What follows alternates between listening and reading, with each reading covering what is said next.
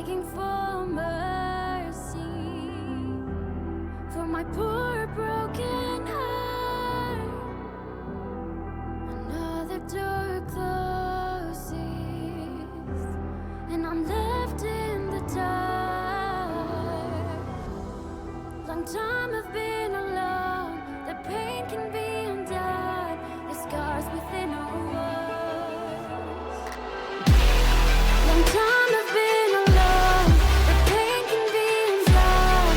The scars within our words. I can't do what I've done to not get looked to fun. I've gone to breaking point. Can you hear my cries at night? There's nothing left for me to do. My broken soul I need to ignite. It's the peace All right, we should be in business. We should be ready to go, and we should be getting things underway here for Apex. Welcome to the SCAC 2024 Showdown. It's finals weekend. We're starting things off here with Apex. Obviously, you have the titles up underneath. My name is Pick Mick, or you can just call me Mick here for the weekend. Got Sip. And how you doing, man? How are things rolling? Man, it's rolling good. You know what I mean? We come in here and it's esports, baby. Of course. If you know what that means. But we're here to see some good teams.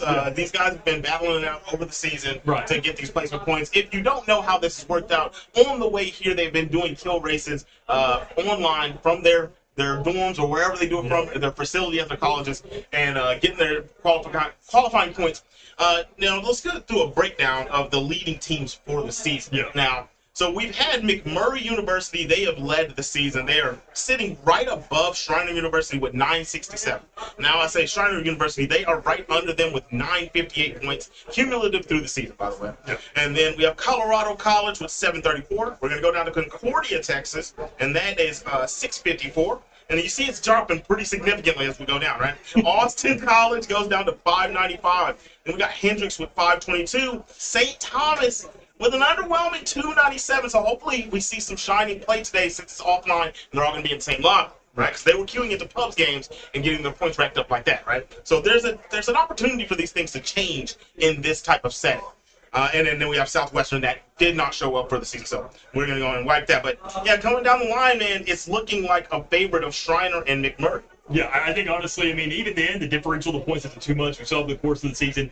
Those placements essentially only give them a little bit of an actual lead coming into this weekend. We are still going to see those guaranteed 9 maps over the course of these 2 days, but it only translates to that first place. They only give themselves 10 points coming to this qualifying weekend. So everything still feels pretty darn even considering, but I mean, it's a kill race. You can't really go ahead and dictate too much of the skill compared to these guys. Mm-hmm. That's why you can't set the differential points too much just yet. But I mean, that's why we're putting these guys into private lobbies, putting them up against each other, making sure that, okay, hubs, that's a completely different beast. It's kind of what we expected of a lot of people, but when you actually do a lobby up against each other, we've mentioned compositions over and over and over again, just kind of discussing the game between each other. It's going to be skirmishers. It's going to be your support to recraft those banners just in case something goes south. But everything else, for the most part, here today, that's where you really get messed up, obviously, because everything's against each other. And I will say, let's go ahead and throw in that little curveball there. Let everybody know what's going to be going on. Obviously, you are going to be expecting 20 teams off the get-go, but we didn't label all 20 of those. But it will be just those 6 teams or 7 teams up against each other over the course of the entire map.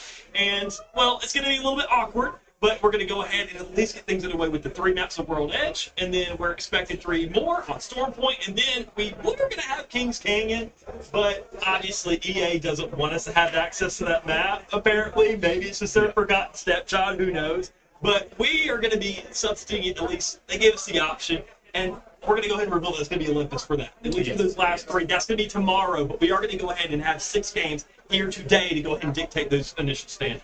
I like it. And, you know, so he's talking about compositions, right? We're giving the breakdown of the team compositions. Right. And so when it comes to the skirmishes that they were doing to qualify and get their points set up along the season, okay, they could use different types of teams. They were using all rushdown teams. I saw from Brevinus. We saw Valkyries.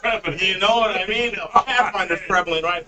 But now coming into this, it will be different. We're going to have to craft banners and things like that. But now, this is where I want to bring up that St. Thomas, even though we talk about St. Thomas being low on the standings for the qualifications, it can be different here. you can run into McMurray University early on in the match, Yeah. get them out of there. They don't get any kills. They don't get any points. Right. So this is way different when they're all in the same lobby together. But we are coming up here shortly. We're about to get ready. It looks like the team is getting ready. Checks underway, so we got matchmaking connections, a match going on. So that first game should be going away here soon. And even then, as we do find ourselves on the loading screen. But I mean, considering obviously seeing how things are panning out, we are finding ourselves on the load. So we take that transition over into game. Let's just see what these confidence are going to look like to some degree. See what these picks are going to start to pan out towards. Because as we mentioned, and how these things are going to be differentialized, you do understand that, well, with these different teams and how they work in the skirmishers. Another adjustment is over the course of these past couple of weeks, we have seen, as you mentioned, all those revenants and whatnot. But even then, we're going to see something different today purely because also nerfs and buffs came through. And since then, we have only really seen 1 week of the adjustments that EA pushed out, obviously with those lifeline changes that came through with the care package she has available, with the revenant nerfs that came through, with the Bangalore changes all to some degree. So that should take somewhat of a factor today. But I don't know if it'll be necessarily that big. I think more so the jump of an actual format from being in a pub going into being against each other is going to be the biggest thing separating. I'm going to tell you a little something. You're correct on that. Don't get me wrong. But I will say one big thing that we did see is when the character selects just came up and we saw what teams were playing, one big change that happened was Lifeline, and we did see a lot of Lifeline. Yeah. If you're not playing Lifeline or Newcastle, you're selling. So, I mean, I completely understand. I think honestly, I mean, as we go ahead and get ourselves in the first game, you do see a couple of ghost teams coming our way. So that is going to be one of those that you do see dropping off the map. The rest of them are going to be kind of the actual teams that are allocating themselves to different drop points in the map, as you see there on the edge of the kill feed that fall. Go ahead and get used to those. We're going to see them in every single game, but this is the first one we're looking at so far. And, well, should be the first one to really go ahead and get an idea of who's going to be strong here for the day. That's right. All right. So, should be about time to get in here. We see Josie and Dog Cheese. So this is going to be Shriner University. Hemlock here. See them over here One with breaks to a. break the This shield, is a another rush to down break the man. It looks like they're going with Wraith and Bangalore and Mirage. So we're going to see some bamboozles. Yeah, I mean, going ahead, just kind of seeing how things are going. I mean, the Mirage, that man has been outstanding this entire season. I think, the adjustments made to him, obviously, with the kind of improvements that comes around to that resurrection, even then, having an ultimate seemingly 24/7, as soon as you get that first fight off, or at least that first Evo, that's going to be something to keep eyes on, because even then, the Evo changes. Knowing we're not dealing with a bunch of teams, knowing we're not going to be seeing a lot of skirmishes right off the get-go, they're going to be playing for those harvesters like nobody's business. I mean, I think mobility is the name of the game, to collect as many of them as possible. So when you get down to those final arenas, you get down to those final circles, you have those points. You have that shield available to you, because quite frankly, with the lack of players there, it's going to be difficult to even really reach that purple, and better yet, even red. I would say for team composition going into the later game, I feel like for map traversal, I think that we should see a lot more Valkyrie and Pathfinder, since there's going to be a lot of unexplored terrain. Right. And to just collect all those harvesters as you were speaking of, they should be playing characters that allow them to get all across the map Optics and here. scout areas Close range. way more often than a team like such, right? Yeah. In a fight, this team is going to be amazing. But for the looting phase of the game, they're hindering themselves. I mean, to some degree, you do have those Evo Got that caches promotion. that come around, but Upgrade also on you do have each of those supply bins that are allocated to each Upgrades role. locked and loaded. So that's why you do have that Bangalore. You can pick up every single assault cache. You have that Mirage available, so you can pick up every single support cache. So you're making sure to go ahead and gather more of those resources, but you're also still getting a little bit more points. While it is that kind of 150 compared to what you would see out of that 300 or 400 from a cache, it's still going to add up over the course of this match. And you can already see that right here, we have one team already sitting at the blue. So I don't think it's going to be too much of a real issue here. I think the biggest thing is going to be, as you mentioned, going to be finding those fights and then seeing those fights for the harvesters go off. Because I would like to see those actual points of contention. Because even then on the map, you can see these things coming through. They're saying, gather each and every single one of these, because that's the only way we're going to have a shot here in the late game. Yeah, they look like they're on the way. They're doing the right deal.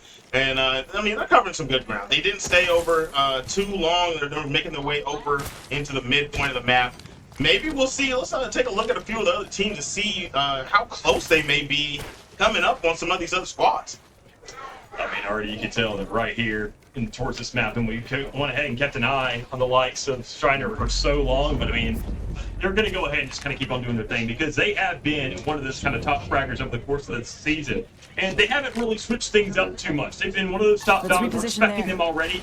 Honestly, kind of keeping eyes on these teams, knowing that because they're one of those top dogs, we're expecting them to kind of come in with the ideology and the expectation of this game to know what adaptations need to be made to even have some relevancy here. I mean, obviously, as I mentioned, with each one of those supply bins, we're looking to go ahead and get those extra resources. Honestly, the fights that are going to be coming out, those are going to take a while to even really work and space out. So we do see already numbers dropping. We see one of these squads already going ahead and knocking one off. So we're seeing some actual numbers drop, which I'm happy to see. Sure, it's pretty early, but that really becomes an absolute gamble. And we're going to see over the course of these days, these teams kind of cut themselves down more and more and more because they're going to understand where each other drop. So we're going to see that probably either speed up or slow down respectively.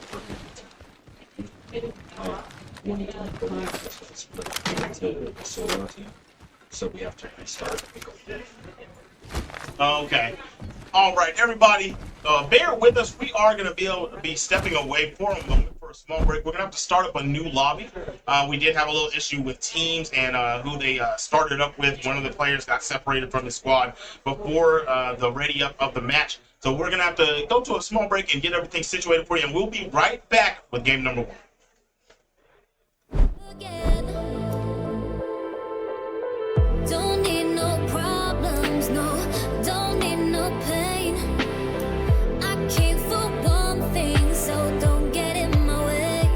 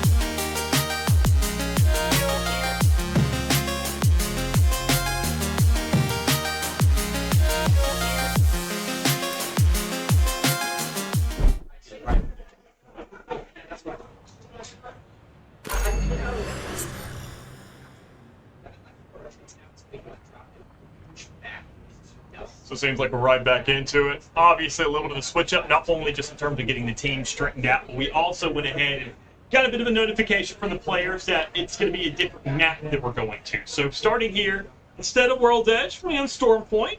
Honestly, a little bit more exciting, I would say, personally, and more catered map to my personal taste. But everything else should relatively be the same, at least in terms of composition, what we're going to see out of the majority of these players, because it comes down to that same exact kind of perspective and that same whole ordeal of just making sure to play around those harvesters, play around, more specifically, those supply bins that are scattered around the map. And I think Storm Point, with these cannons scattered about, it's going to be much easier to actually maneuver between those. Yeah, you don't have to play a character to help you traverse the map, right? Now you can utilize the map itself.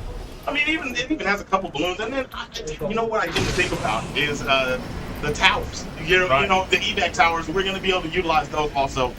So we see these teams right here. This is going to be one of the ghost teams getting themselves off the map, and then we have our other teams that are getting ready, getting their loot together. Maybe you're already going to go ahead and get a little bit of an idea. As you see, once again, that kill feed going through, all those ghost players making sure to spread themselves out, kind of call this thing done. With these being the last two remaining ones, because that number at the start should be exactly 21. So we are on our way. We are finding ourselves in the exact shoes we need to be. So already start things off. When we see Leo, that means we're going to be looking at the item before at least to start things here. And as you can tell, at least from their composition, you are going to be seeing that Horizon, that Conduit, and that Bangalore. So you do have a little bit of speed, you have the assault, you have the support, you have everything necessary. You also have some verticality to work with, but not much mobility. But even then, when you do have these cars kind of towards the outskirts of the map, even as you're into those cannons, you're going to have a lot of resources here just to kind of get yourself into those situations where you can find more loot if needed. Definitely. And when we take a look at this team, Concordia, like we were speaking about, these guys are sitting at fourth qualifying throughout the season. Coming in here into a lobby, I mean, the most important part to me and the most interesting part to me, I am so ready to see how they fare up against each other. Because when you're playing in a private lobby, you're dealing with the other teams at hand instead of in a custom match. I mean, instead of a pubs match where you're going in and your region might be a little different. Your city might be a little different of who you're getting paired against. So the competition is just very hard to gauge. So I'm so excited to see what we get whenever we get our first engagements coming in here. Just going ahead, getting an early little look, and even then kind of saying we need to understand where the rest of these teams maybe kind of put themselves down at. Making sure to get just a lay of the land. Get a better, greater idea of where these teams are going to be landing and where they kind of want to put themselves at. Another thing they're going to be, even then, here, specifically, on Storm Point, the wildlife. That's another thing that they're going to be able to utilize in the meantime. And even then, it gives them a lot of ammo to work with, a lot of good shield cells, because you and I mentioned when it comes around these kind of minimal teams, you're going to be looking at what might be that sentinel and those charge shots during your life. So those shield cells are going to be very, very useful to give yourself that information and understand to work with. I think, quite frankly, another thing these teams could use would be those recon legends, because you get an idea, if you really want to make this game as fast as possible and speedrun this thing, you can hunt them down if you want. Definitely could. And taking a look here, we see Havoc on deck with these. That was a nasty stuff we saw. So maybe that we might get a lot more close quarters because they have the idea until we get smaller zones. So maybe we won't see as much sniper action as we assume. I still would say that at least one player on your team should have a sniper rifle. Right. But if this lobby was larger with more players, I think most teams should at least have two people with a triple take, 30-30, or a 6. Yeah, I think it's going to be a matter of perspective, at least, just not in terms of an entire team and what their composition looks like, but on a player-to-player basis.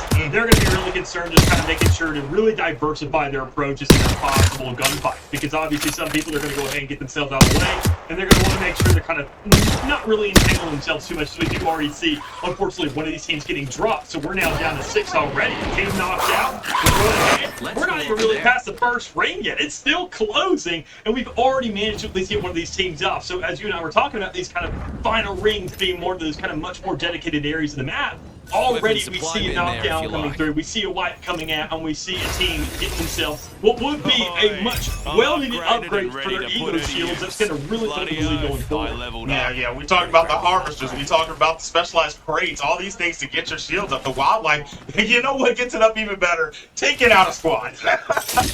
Because, I mean, damage is only going to do so much. Those harvesters are going to get you something, but when you're facing an actual other legend, every single shot gets you something to work with. And that's another thing we would want to mention, is that leading into this, and the pointing system, it did allocate for that damage. It did consider that to some degree, every 200 points. But obviously, here when we're actually pitting these teams against each other, it is purely down to kills. It is purely down to placement. So they're not going to be able to farm anything out. They make sure to kind of get themselves that lead, poke these guys down, and kind of have that mind game of just staying alive and grinding that 4,000 damage badge. It's going to just come down straight to actually making sure to knock them out. And that's why you saw those early knockdowns. And I'm expecting probably be more teams to do just that. Make sure to just really run it through, even and see just where a team is. If you have the confidence, say, let's at least get one early knock, one early wipe, and then the rest we can just play like everybody else, because we'll have a guaranteed lead once we really get down to the smaller circles. No, that's for sure. If you see a team and you can set up a strong push, right? If you know you've got positioning and you can get the damage in that it takes to set up a push, and we all know what that means as Apex players, right? If you can do such, you got to do it in this setting, because like you can take a team off the board and they won't be able to rack up points. That's one of the things we were speaking about earlier before we got into the games. It's like, yeah, we see McMurray and Shriner leading the season, right? But they didn't have to deal with the other teams inbound with them. So if they get taken out early game, they can't rack up 6 points. So that changes the tide. New level means I've got a Which new I mean, already upgrade looking at for these you. Evos, the majority of the teams, I'm assuming, are already going to be sitting on that blue now. I mean, it really comes down to one harvester and then also a supply bin off the back of it. So it's going to be really easy to go ahead and manage. And even then, Got my looking at this upgrade. team number 8, looking at what's going on here, I mean, St. Thomas specifically, they're even then running the costume. And I mean, you may love it. I'm curious to see how it works, because obviously you're playing for those final zones, you're working that close quarters combat. And to go in 30-30, you'll definitely make sure, especially in a map like this where teams will be spread a little more so, it'll help out that process. But even in, on that costume, you're hoping teams push you, you're hoping to get these kind of buildings and to really hunker things down and bunker yourself up. And it just comes out, if you're doing that, it's a waiting game. You're not really proactively playing. You're just kind of working off that ring again and again, but they do have that control already. They've already been themselves the information off the ring. So you can tell that there it is already, that green bubble. They understand they're already within that zone, and it's okay. It's set up time. We're not playing Apex anymore. We're playing R6, and we're on defense. I know that's right. And so, well, the reason I love Caustic, right? So Caustic is going to be playing a lot of different places, a lot of different roles in this team. Whenever you're getting later into the game and they are controlling zone, he leaves gas traps around areas, he'll be able to alert them that somebody just entered an area. Hey, somebody hit my gas trap over in this area, right? Yeah. So they have an, he's kind of a scam character in that, right? Yeah. So you have that, this map alone has a lot of zones that close with cover, so you can play behind areas and he sets you up to be unpushable. So that way they can play for the placement points, which is 12 points, right? That's nothing to sneeze at the end of the game. You don't have a lot of kill points on the board to really rack up. If you really want to fight it off, you're gonna have to get started very, very early in the game. So earning that 12 placement points for first place, that's gonna come with kills. Right. So I love playing the waiting game with this squad. They have Bloodhound, they Bloodhound, and the Vanguard are going to be playing along each other. This team right here, these guys are trying to split some melons. That's what this team is trying to do. Yeah, Shriner, I mean, they were the ones that got that early knock. They found themselves the early wipe, and obviously you can tell that translated so effectively. I mean, even then more so, you're running that Valkyrie. You have that ultimate. You're going to be popping that thing every chance you get just because, I mean, what's the problem there? I mean, that's what honestly, your ultimate is the only thing that Valkyrie can really provide, because otherwise you're just looking at care packages dropping around the map. And that's 50 points here and there, and you're not really chasing them all the time. But primarily, you're going to be looking for those kills. You can already see it there. I mean, in the top right, they're the teams that actually be taking down these guys. Make sure to farm some bodies and get some points in the process. Oh, yeah, definitely. They are on the hunt. I mean, you can tell they're looking for people right now. And, let's take a look at the map real quick. I feel like they're in the vicinity of another squad at the moment. No, it looks like over to the left of them, we see Hendrix is going to be on the rotation with them going towards zone. So if they end up going that route, they would run into them. But like you said, they have Valkyrie on the team, so if they do end up taking a flight, they could see them and try to gatekeep from zone. So that'll be an interesting situation to keep up. I think, honestly, that's what really Shredder's entire game plan is going ahead. I mean, this Valkyrie, I think, is going to be a foundation, a kind of perspective from their point of view to just really carry every single one of these games. You're getting information, you're getting essentially harvesters, because you're just shooting for those because they're already giving you on your map, and you're getting the information from that flight suit in the process, rotating between those harvesters to let you know, okay, this is what's happening. And everybody else is going to get those free ultimate charges. Mirage, you're never going to worry about his ultimate. It's going to be up 24/7. the Bangalore, that's not really be much of an issue either, because, I mean, the only other upgrade you're looking at is seeing the Hornets through walls. I mean, sure, that's great and all, but I don't think that's going to be too useful here. But compared to maybe smaller ultimate cooldown, you're not going to be really investing that too much to where it does kind of create maybe a situation where it could be considered. But Valkyrie, that is going to be literally your rock. That is going to be your foundation of the team, because what she can do in this kind of environment, honestly, it puts her in a feasibility we've never seen before. I like it.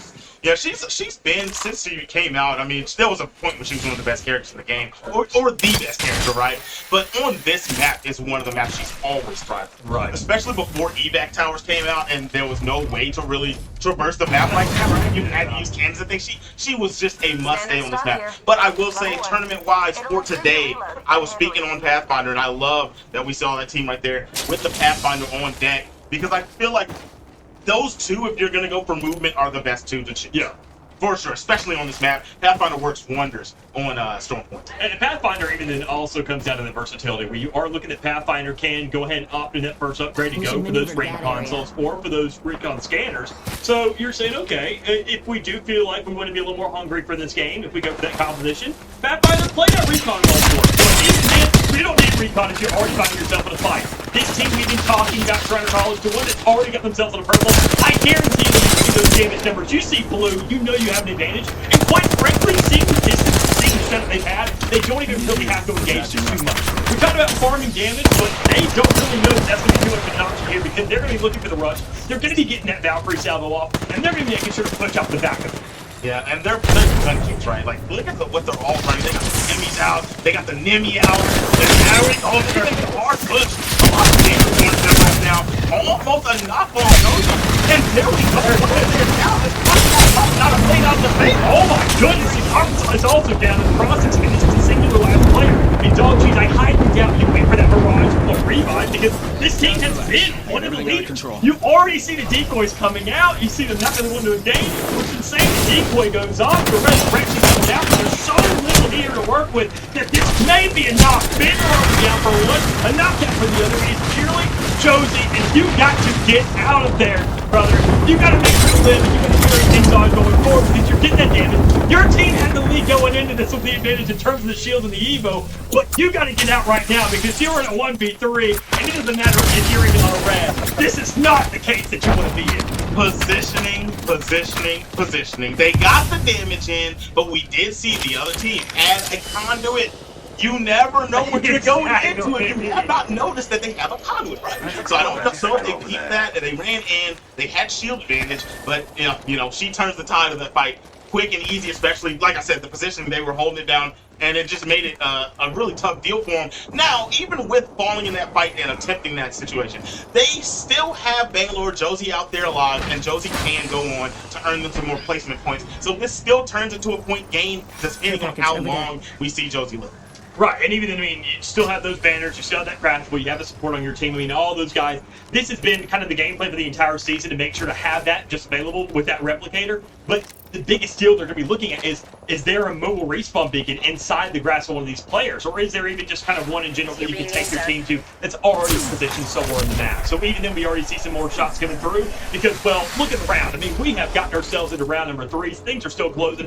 This is technically your in-game, all things considered, and that's why we're seeing some of the damage already been taken. And the funny thing is, Navarro trying to go ahead, got to collect with the rest of the team, and being blocked off by that costume that you're setting up to hopefully choke everybody else off, but it's a little bit of a double-edged sword.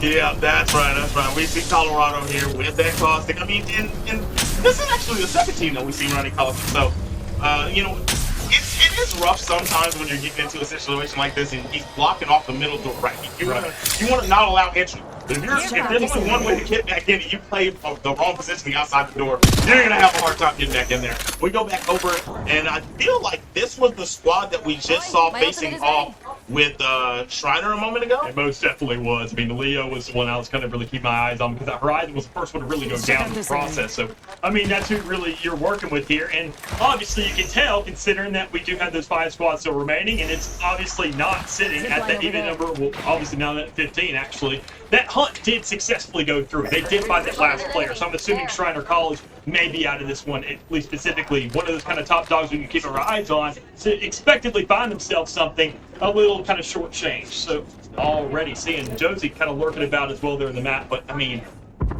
realistically, it's still a hunt. It's still going to be difficult. And as soon as that respawn ship comes through, that is a calling to everybody who doesn't have a Caustic on their team in that final circle to say, hey, there looks like more points for the taking. I know that's right. If you see a rat running around, you got to get the trap on him. Now, I'll take a look here.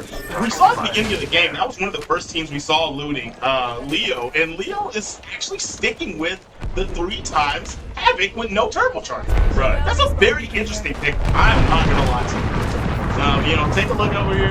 And, okay, did we get it? No, okay, no. This is his teammate, Bangalore. We got Gotex. And he's got the Nemi out. This team is definitely running high energy ammo, very, very damaging guns on the squad. And they have a lot of defense. They got a way to traverse upwards. They've got the shields coming in. I feel like they have an engagement coming in on the back side. I don't know if they saw that. I feel like I saw somebody drop down back in the back area, but nah, it looks like maybe all teams are up top, playing around like that. Oh my goodness. Already beginning some damage, not really there, but especially in the idea, that's really what matters here. You want to make sure to kind of have that thirst for blood. You want to make sure to get these traces down. You want to make sure not these players out. Because if anybody is picked out, you want to kind of make sure to execute off that. But with it being a race, she's going to be slippery. She's going to get out of there. She's going to use that tactical, but even more so using the ult as a little bit of an avenue to say, if I do kind of want to re-aggress this. Maybe they chase after me. Maybe they have that terrible idea of saying, let's take the portal as well and wait for a couple arc stars on the other side. But I'll bet you to be the case. We already see our attention going elsewhere in the map, understanding that that fight may just not pan out where we want it to, or even just execute in the first place. It really comes down to this final circle, understanding inside this team where that Caustic's going to be, where the rest of these teams are going to understand that it's going to collaborate, it's going to come down to that central point, and this is where that man really starts to go off. Yeah, I mean, he starts to go off. This Caustic up top is in a great position. Now, that team down in the middle, it's gonna be tough for them. I don't know how they get out of there. They have peaks coming on them from above. There's a team on the interior that we saw, Colorado, Concordia on the interior. They're the angles that are going to be on them trying to get out of this building. I mean, at first they were set up nice until zone shifted, and now it's like nobody has to enter on them. They have to find a way to rotate. I don't know if they can do it. Yeah, I mean, it's really just a toss-up here, quite frankly. And even then more so, just kind of look at what these teams can do. Even then, Shriner already back in this thing. We have seen this revive now come through and be an utter success for them. Not only go off, but we've seen successful fights come out, at least, and even then looting off the back of it to get themselves into that red Evo. Sure, you don't receive any more upgrades. You want to make sure to prioritize getting purple, and even then, I think it's only 17 off from getting that red stage. So that's going to happen, inevitably. And quite frankly, that's what the biggest toss-up's going to be between these teams in this last circle is going to be, is how much shield is really remaining. But even though we saw that Caustic, we see these other teams that don't really have too much an actual assault comp. They're playing more of those kind of hunker down ideologies. And seeing this final circle once again closed and closed and closed and closed, while they sure have a lot of HP, what's it really going to do for them? That Bangalore ult now kind of unfortunately not having as much power as we would expect now being indoors. That's not what is going to do anything for you, realistically. That Mirage ult, that's going to do the same thing, but it could be more used for that rebound that we saw earlier. And Valkyrie, same exact thing. If they're too high up, the clears to go off. But even if Sour going out, some of those rockets hitting what would be the one to survive it. And a little bit of damage coming out, but still, it's just a choke. It is making sure that they suffocate this team. Don't let them make the rotations up. With the Bangalore available, that's what her biggest case use is going to be. Cutting her off again and again and again and making sure that these fights just don't happen on another team's turn. But even then, if you don't successfully find it, somebody else will. And already, that knockdown coming through. 3 teams only left, and it's bringing ourselves to the 6th circle, and it's just continuing to be a bloodbath. You knew that one team was there. You saw the interaction. You saw the potential between that 4th one, and now it is just coming down to be a worst-case scenario because, well, Shriner only has Aquas available, and, well, with nothing but HP. You barely got time to res. You barely got time to even heal. And better yet, you barely got the space to do it, even if you got it. It is very surprising to me that they are not hard sending this, but being unaware of where the final team may be at, which I believe they're playing on top, I can understand not going in to capitalize on the very last one. You know you already got the first two. You got the lockdown caustic plays on the Bangalore, so you don't really have to rush back. There goes Bangalore. Josie down, and all alone with it looks like no shields on deck. Aquix, oh my goodness. What a rough situation. Oh, big damage coming in. Yeah. It's almost the end of days. The Arcstar is inbound. Stuck in the corner, literally not a single heal on deck. I mean, just really looking for anything here. It is a pure fight for survival for Aqua specifically. I mean, that is Shriner's hopes and dreams right there. Where you're just hoping those other two teams face off against each other, because at this point, you're playing for placement. There is no way Aqua's being one shot in this game. And even then, maybe I didn't get the last bullet off because not having any shield, you're taking a flinch off every single bullet. And if that bullet lands, you're already dead. So you're just hoping and pleading that somebody else will come around the bend, find another kill, or please go ahead and engage those other two where you can maybe pick something off. But your chances of victory are slim to none. It purely comes down to right now these two other teams facing off. As you can tell right there, Navarro with the rest of Colorado looking to go ahead and bunker themselves out, looking to kind of use these caustic traps to some degree to give themselves that leniency, because you know the other team's going to have to drop down, but we're not seeing whether or not that's actually going to occur. You're seeing just that top-down perspective, the shots being made, the Bloodhound scan going out, and it is just an absolute onslaught of utility to where we're going to get in a situation where it's just final drop and nothing else. But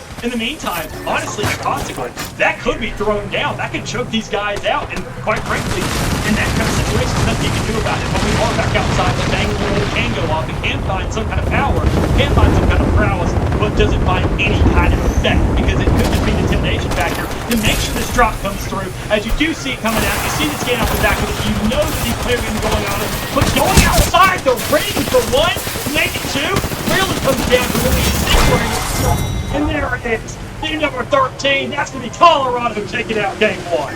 I cannot believe that the team that drops from the heaven above does not take that. We saw the Bangalore ult have to go do unfortunate play, right? But you have everything smoked out. Yeah. The Bloodhound gets the scan off. I don't understand how you don't get that to work out in your favor. I feel like the secondary Bloodhound tactical from this team, from Colorado, didn't really catch anybody, right? Yeah. So how do you lose that engagement? We saw the step into the storm, taking a lot of storm damage from that final zone. It's round 7. I mean, it's half your HP. That's a single step. And we saw that engagement too, like right off the get-go, seeing the ideology of those two players, understanding that, okay, maybe we can get a wraparound. You're in that final circle. That's not a case. I mean, sure, we see with a lot of these teams, even more so the idea with one of them was that, okay, let's go ahead and whip out the horizon and then use that black hole if it comes down to it. We have that to work with, because that's why every single pro team runs her, not just for the verticality, but for that final circle, saying, we have an advantage. We spam nades now, get that ultimate, it's a done day. But oh yeah, when you got to do that, you got to actually play out these fights, especially in the midst of all these caustic traps. That's just not going to happen. Not at all. Not at all. You know, and you have caustic for caustic, so that was Right. a match, right? And I mean, there was Bangalore for Bangalore. I mean, no, it wasn't. It was Bangalore, and then we had Wraith on the other team, Right. and then Bloodhound for Bloodhound. That's what it was. So it was a pretty matched comps. I mean, and I just feel like the high ground should have played so much of a better part. But I mean, as we're finding out, the later this game goes, once season 20, high ground does not mean as much as it used to, guys. No, it simply doesn't. But I mean, the biggest thing here, well, I mean, obviously was that Bang going off initially, acting more as an actual pressure tool to keep those teams reserved back in that kind of cranny that was underneath them. And honestly, you're expecting that to be that trap, but it was once again that caustic. Where unfortunately, the reality of the situation, you're relying on caustic purely for that. I mean, it comes down to a war of attrition, a war of real estate, and that's where your caustic has to excel. That's where you come down to these controller players saying, the entire game, we've been looting, we've been running, we're here for the sake of loot, we're here for the sake of recon. Caustic, you're here for the sake of real estate. And if we don't have that control on the final ring, when it's literally just 2 hands worth of a circumference between one side and the other, it's saying, that's you, buddy. You've had the entire game to kind of sit back, relax, wait for us, but this is where you got to shine. Yeah, they gave him everything he needed. They gave him I got mama and son. That's so many. But no, they gave him everything he needed, right? All he has to do, He needs to drop his hold. Okay, boom. There was smoke from the other team. Right. His teammate scans. At that point, he's got to make something shake. Yeah. He's got to make sure that they are safe when they drop down. He's got to put big damage on somebody. He's got to make the other team scatter with the ultra. We didn't see that happen. We saw him jump down into straight boxing, and it just didn't work out. I think that's going to be kind of the tail, and kind of a common occurrence we'll see in this map specifically. Is honestly, it's going to come to those final circles, but knowing Storm Point and knowing how many just huge mountains are in between each one of those points, especially considering they are just clustered up there towards the center. We're going to see that top-bottom occurrence over and over again. And quite frankly, you got to get used to that encounter. You got to make sure to actually utilize that to your advantage, and that's going to be a hard lesson to learn because we have two maps running back in this exact same point. So it really comes down not just to a point of adaptation, but just understanding the patterns of this and making sure that, okay, we're not doing like an ALGS-style rotation where it's a different map, different map, different map. It is saying, let's go ahead, find a bit of a groove and ebb and flow, and then switch it up again. And I think these teams, that's a nice little learning lesson here from game one, especially seeing that one of these teams did get cut off right from the get-go, understand that maybe we should just be separating ourselves. Because somebody's be hunting, and we saw it was Concordia in this, or at least, Shriner in that first. Shriner was on equals. Yeah. They were on their team. They were on their tail. For better or for worse. Yeah, for better or for worse, because, they made that hard push, and they ended up getting smoked. Now, but with that being said, they still got into, weren't they top 3? Yeah, they were top 3. So because you had the Valkyrie sitting away. Exactly. Just like waiting for the ring. So now, I will say, that part right there, you don't want to just call a player out and say something's their fault, right? But say I'm on that team. The wide play there, you have no heals, okay? And yes, you did end up picking off somebody on the third party when that was that choke point, okay? Right. The problem for me is you don't have heals. You got cracked and had to disengage knowing you can't heal back up. Right. Now I have to come in and hold down for you, and we both lose for that. Yeah. Right? And I feel like they had a really good spot on the right side, and they could have stayed alive and got a better placement in that game. So you look at a play like that and very small oversteps and making plays like that. I guess if there was a call out for the team to come over and help, and they were just lagging on the help play, the pushover, it could have been something like that. We don't know what happened. We didn't hear what happened, but from the naked eye, it looks like it's just an overbalanced play, knowing you don't have the resources to be making a play like that. And even then, I mean, unfortunately, you got to kind of get everybody's collective information when it comes to those kind of situations. I mean, you're sitting in a Final 3 situation, Final 4, especially kind of when that battle started, to where Argus has to make the call there saying, look, I have 0 heals. We can't really make this push. We've already seen that the majority of those guys are knocked down. Quite frankly, best case, if you can pass off some of those beds from that box or kind of spread it out between the team, and then we can make sure to kind of recalibrate and then once again go for that fight. But the problem is with that Valkyrie, with that team, I can understand that they want to go for that aggression because their composition, the smaller the circle gets, the worse and worse their composition does. Because they're just to a point to where, say, if you are in that final circle, Valkyrie is doing literally nothing because you don't have enough clearance or enough space between you and your targeted area to even get that salvo off in the first place. So that's going to be something we're going to have to look out for to see without that aggression, while it excels early, is it enough of an actual trade-off to actually manage to get those kills? Because we still saw, without the Valkyrie, the majority of these teams at least getting purple, and that's what really matters for like upgrades. Oh, yeah.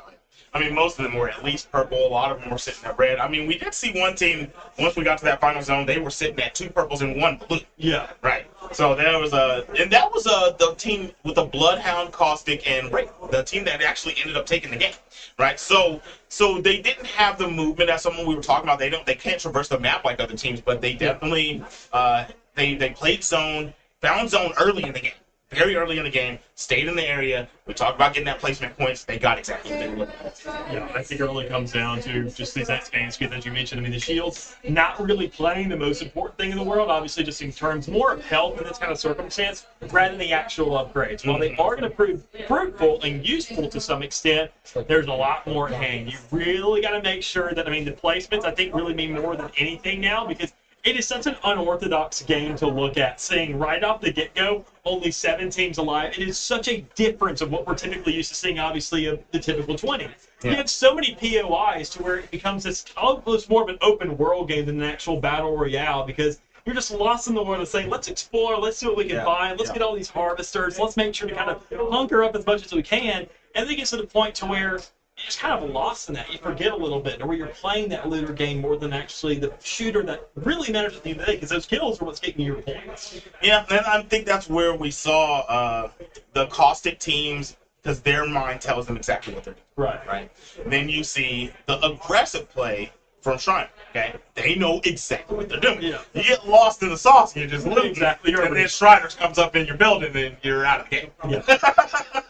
So, you got to be a little bit more aware. You got to be ready to either disengage or hunker down whenever these teams are making plays on you if you're not going to be the aggressive team. Yeah. So we'll see what's going on in this one. We'll see if there's any character swaps, see if we see any different bases. Very interesting enough, we didn't see any revenants. Yeah, and I think honestly that is a testament to not only just the fact that, well, you kind of need a conduit to some degree to back that up, and we did see the conduit at least out of one of those teams, but not really going to be much of an actual, I would say, cornerstone of your build. It's more so kind of working around these final zones that we saw right there. It's going to be a bit of a waiting game, and the Revenant, if you do want to go down for the chase, you also don't want to isolate yourself too much, because it's going to be so apparent where, sure, when you're in the middle of 3, 4 teams, hearing one Revenant lead, sure, you're kind of a little bit scared off the back of it, but you're saying, okay, there's enough people to gun down here to where it's a mistake on their part. But if it's the only thing you hear because of just the absolute utter silence, the ringing of your ears and the map going off, that's going to sound even more so to let you know there's no way the rest of this team is just as fast as Revenant is. And even if he is popping an ultimate, Pathfinder. it doesn't matter. And you're going crazy. Pathfinder, Yeah. that is a very big investment, though, considering that doesn't really do too much in that final circle, as we just saw there. Oh, he does nothing in the finals. And that's the problem. nothing in the finals. The only type of thing that he could possibly do in a final zone is like in a situation right there, right, where they see there's a team with high ground.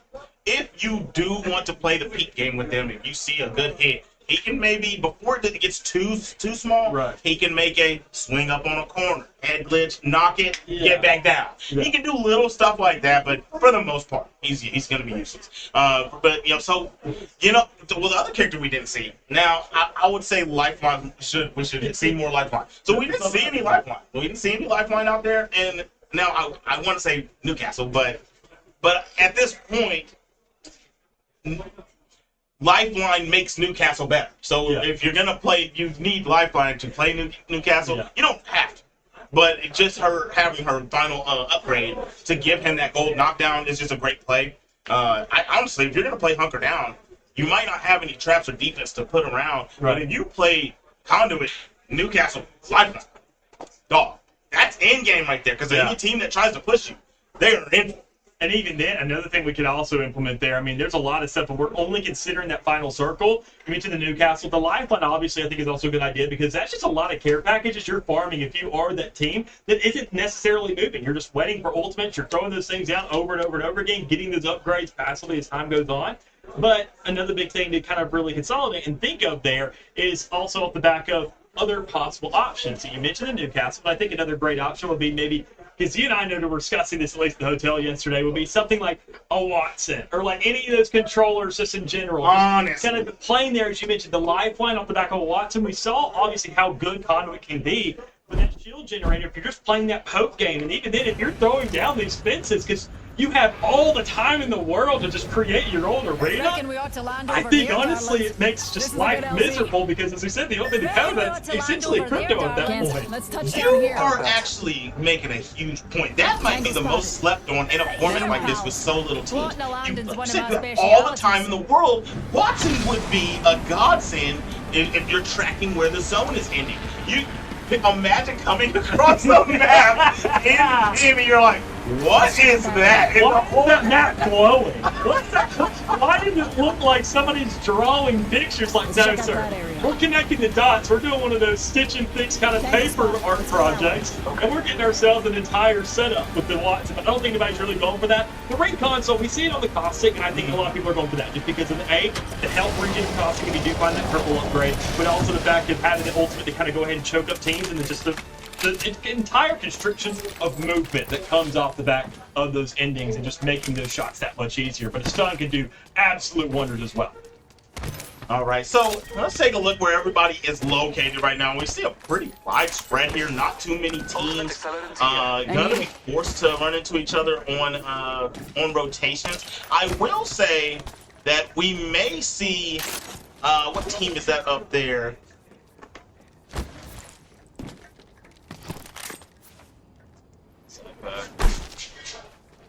be a third play over that one. And then we got, okay, so we see Concordia is in zone down at Stormcatcher. And then over at Lightning Rod, the team rotating in may end up running into them pretty early game. So we see that engagement maybe coming in here soon. We see Shriner sitting over at Cedo Station, and man, they are probably going to get a scan off, or if we see the team over at Checkpoint get a scan off, they might just go ahead and engage that fight early on with nobody else around. So this could be some pretty early fights, but it's looking like if most teams are spread out enough that we might have a bit, and it's going to be a looter game to start off.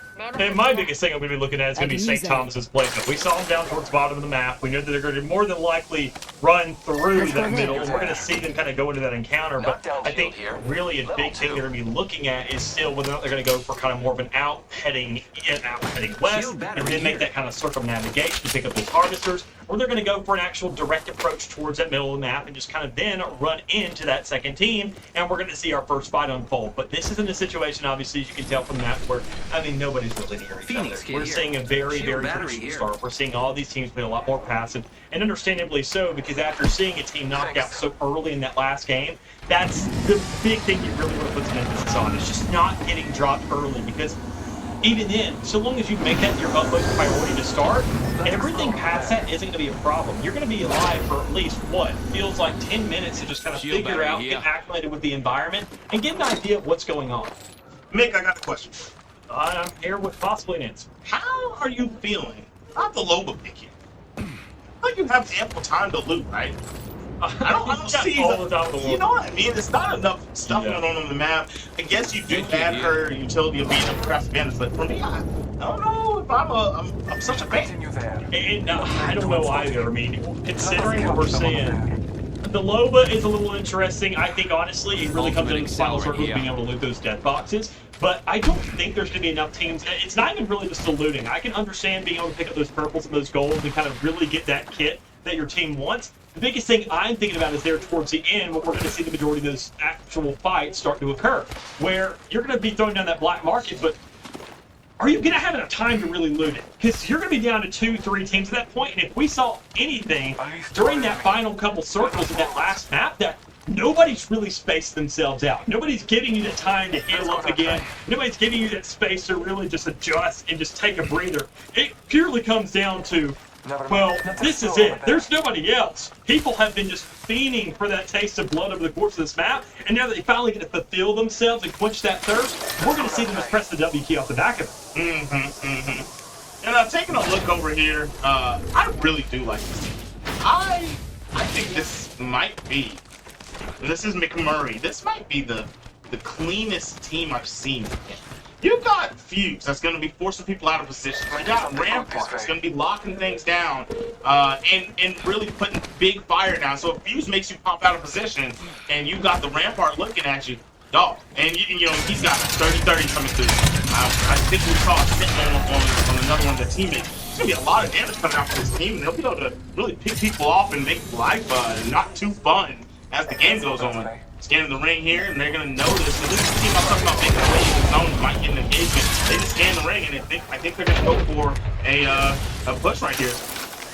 I think it really comes down to kind of the implementation of the Sheila here. I mean, obviously that's going to be a big gun that nobody else is going to have to work with. So that's why I'm excited to see what's going to happen off the back of that. You're expecting this controller player, but even then more so, this is the most unorthodox, I wouldn't say, out of all the other competitions, because we're not really seeing the skirmisher is the biggest thing. We're not seeing smokes to play off the back of that Bloodhound to give yourself that kind of one-way fight. We're looking at just really setting up initially and making sure everything pans out from there. But I don't know if we're going to get to that point initially for it to really start to excel and get that trade-off they're looking for.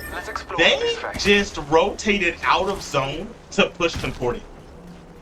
They were in zone, and they just saw, after they did the ring scan, the sonar scan, they saw Concordia, and they are pushing them out of zone. Now they're on the trails. They're trying to find them. Look, there they are. They got the Bloodhound. He's on Scotty's ahead. They are making a very, very aggressive play right here. And let's see if it pays off, because now they're the ones that are out of zone. Big damage. Yeah, I mean, already going ahead, get things underway, find themselves at least a nice little fix, getting the shield broken, which is really important. With that piece of the hunt, we're going to see that Mortal possibly come off as well, because there it is, Travis, getting extra information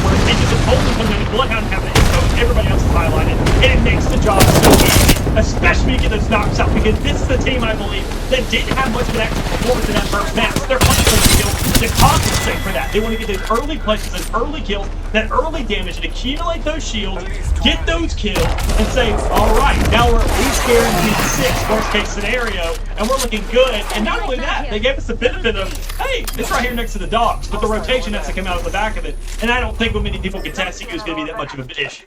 Yeah. And so they're going to be safe after that fight. Concordia smoothly smoked. They came up on them with the swiftness. I mean, it cost them that. Here's the thing, right? You would think making a play like that, going outside of the zone and then making a chase like that, it wouldn't quite work out. You would assume. But Concordia is just doing their thing. You saw how they got caught lacking, man. They had no idea that they were behind. They saw the scanner go off. They are like, okay, so they know where we're at. They're thinking they're going to catch them on the front. Yep. Right? No.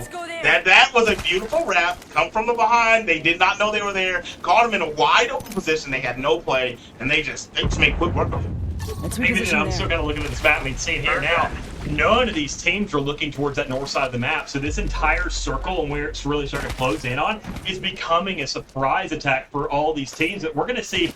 Honestly, I don't think we see any more than 3 teams when it comes around to that round number 4 that we saw like last time, because how many teams are being forced upwards through the map from that exact spot, and seeing really how that's going to pan out. We're going to see at least 3 teams engage at some point, which, considering it's not going to be final circle, I would say would be not only a benefit to us, but to these teams as well, to actually get themselves a pretty good chunk of damage and get the majority of that loot and scoop kind of situation they need to excel. Just done.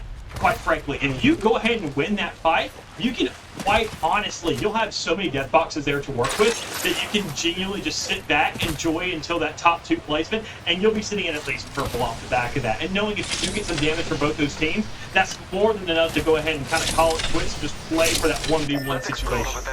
And at the moment we saw there was no damage on the most aggressive team from game number 1, right? So they haven't found an engagement yet. We'll take a look over here, and now we are on Colorado. They're setting up their end zone. They're in the area. They are still playing that same team, which got them pretty far in the last game. It actually got them in the last game. So they're just looking for zone, trying to get set up. And now, it looks like they're on the scout. There we go. We got the scout about to come on. Let's take a look at the map real quick and see what team this is that they're boxing against. Well, it looks like the likes of, that's Navarone and that's Colorado going ahead and shooting down and looking to pick off and maybe find a couple damage. But even then, understandably so, the fact they have the high ground, it's not working out well for them because there's another team wrapping them. This is that kind of 3-man situation we were talking about. Looks like Colorado, looks like maybe Shriner kind of sitting over towards the edge, kind of looking to cut things off. But I mean, everybody's in this massive triangle between each other where there's not too much you can do. Shriner, that team, we talked about hunting things down in the last map, a little bit slow to the cut here, being like what could be necessarily the only one really sitting on these blues and not necessarily close to purple. Yeah. And we take a look over there, Colorado down there. Now we see Shriner getting into the engagement. This is a 3-team engagement down here on the right side right now, where you're seeing. That's where we're going to see Colorado was at. And in the interior of that building, no, Colorado was on the interior. And then on the right side, they were getting pushed. Slipping my mind. But either way, it's a 3-team engagement going on at the moment. And we're seeing snipe battle. The triple takes coming in. We were talking about how snipers were going to be prevalent in this game. I mean, I think that the triple takes are more of an annoyance, and he doesn't really have a good mag on it. But if he can hit a couple good headshots, it can really get something started for him. And even, I mean, I just want to understand and just kind of really lay out dire situation that we do see Colorado in. It's not only just this uphill fight, but it's a rotation that's got to be forced through as well. We talked about how all these teams are going to be forced northbound, not really going to have much to work with, but that really cues to go ahead and rotate around. Say, don't really take this part from this angle, go somewhere else, but even then they're still going to run into another team because we see Kayvon and crew over towards that west side. That was the team they were shooting at prior, and when you hear those third shots go off, they're going to understand that there's a fight going on. So either we're going to see that squad number drop, or we're going to expect a fight of our own where we got to win it out ourselves. And quite frankly, either one is going to be a good stance for them because they know even then Colorado taking the damage, taking these fights, so once they get out alive, that's enough damage to farm up where they have themselves the advantage of the purple going into this. As they're leaking around trying to make the rotation, they are going to be on the trail of Concordia. That was the team they were boxing with to begin with. And Concordia decided to opt out and go for the rotation. I don't know if Concordia knows that they're on their trails making this play this way. But if they heard the shots coming down from Shriner on to Colorado, then they should be aware that there's somebody coming up behind it. And already we can see that replicator coming through for at least one of them. I mean, you got to still kind of consider the rest of these teams and kind of consider the fact of what these rotations are going to look like, because I really want to keep a lot of emphasis of what that team could be doing, what that Colorado team is stuck in, because they're between a rock and a hard place, and AKA they're between, well, Shriner University, which feels like a hard place, but not more specifically a rock, because we don't know what they're capable of yet. They had themselves a high ground. It's a difficult point to really fight and contest. But they didn't have the shields. You know you could have won that, but even then, still high ground. We saw what that did to Shriner in that first map. Even though they had the shield advantage, they didn't really have the actual positioning to be taking that fight and winning it out. They were just really in a bad spot off the back of it. But looking here, going somewhere else, we do see now a completely different perspective. This being Austin College, a team we haven't really had the pleasure of taking too much of an idea of what they're bringing to the table. We did see that Loba being presented earlier, and this is kind of working out well for them, where you can just, once again, play out these black markets over and over and over again, because you're looking to sit here inside, play it safe, play it close, wait to cut somebody off on the rotate, and then hope that, well, what's up, guys? We open the door and kind of go ahead and pick all those players in that last fight. I don't really think this game's going to work out the way they want to, because a lot of these fights are looking a little more proactive. You can see that some people are actually sitting at the doors, running around the corner to get those early picks, to get that damage farmed off. Ooh, this is a scary evac. They are being peeked at. Are the shots gonna be hit? They're taking storm damage. Ooh, and they barely get out by the skin of their teeth. Stuck back here. Mrs. McMurray.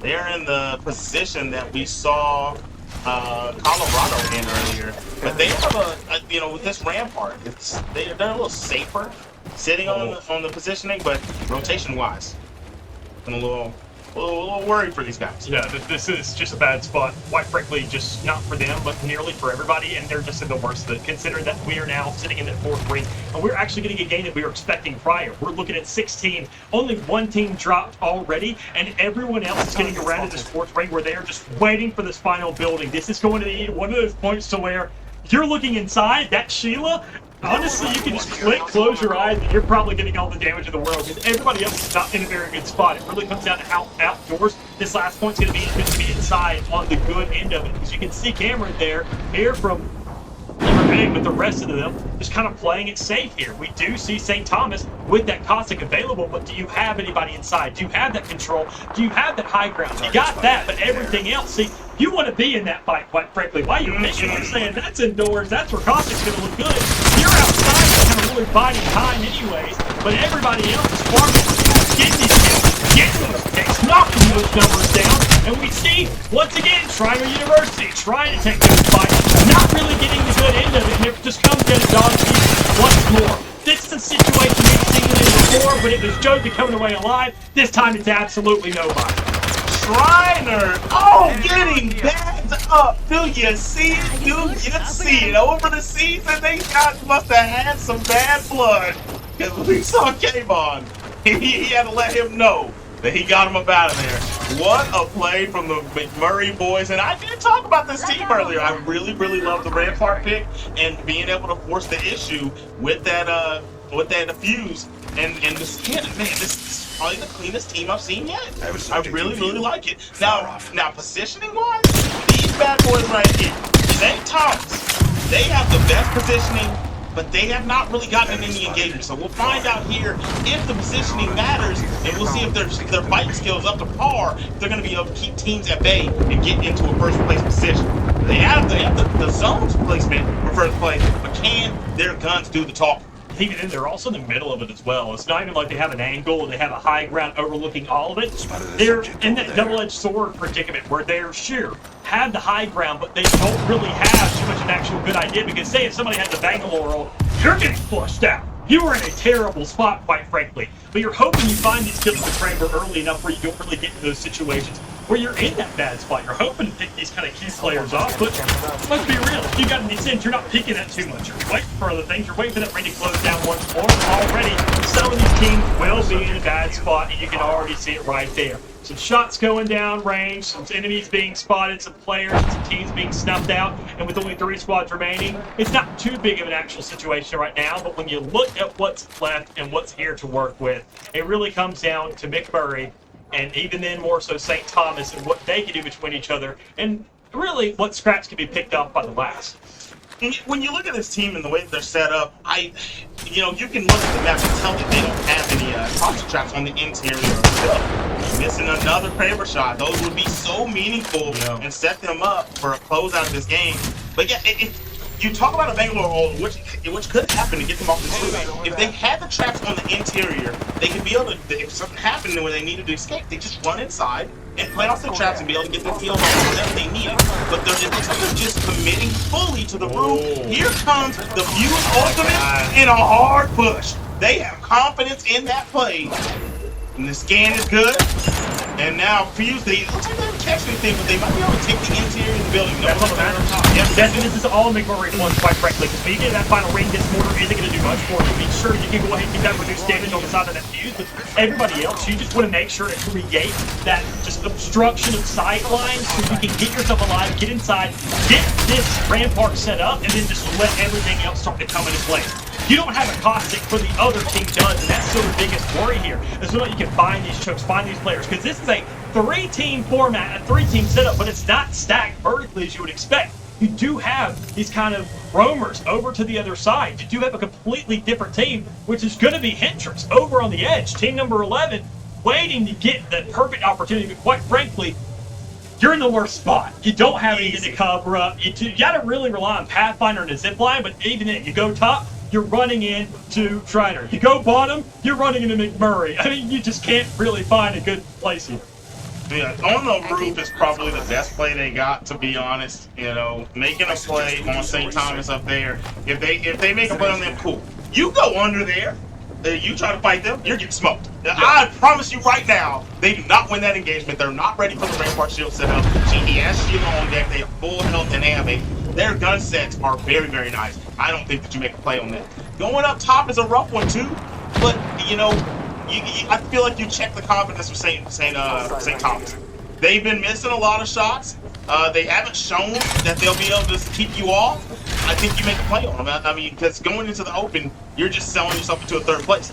Yeah, I think honestly, St. Thomas, especially knowing that not only just kind of that extra gun that we talked about, that Kramer being in play, the closer you get, the worse and worse it gets. And if you weren't hitting the shots at long range, Lord knows that it's going to really surmount to come into when you get those close range fights, because you only have one individual gun at that point. But now we're sitting at a stage where everybody's in it locked, and even in that building that was high ground for so far long, now kind of becoming a little bit deficit. Honestly, being a hindrance to a lot of people, you're seeing this push come through, you're seeing these players coming open, and the beast of the hunt coming out from at least one to make sure to at least get the information, not taking those fights. If things not working out for you, that ring is closing into this final ring, and you were seeing it just slowly creep in what we talked about.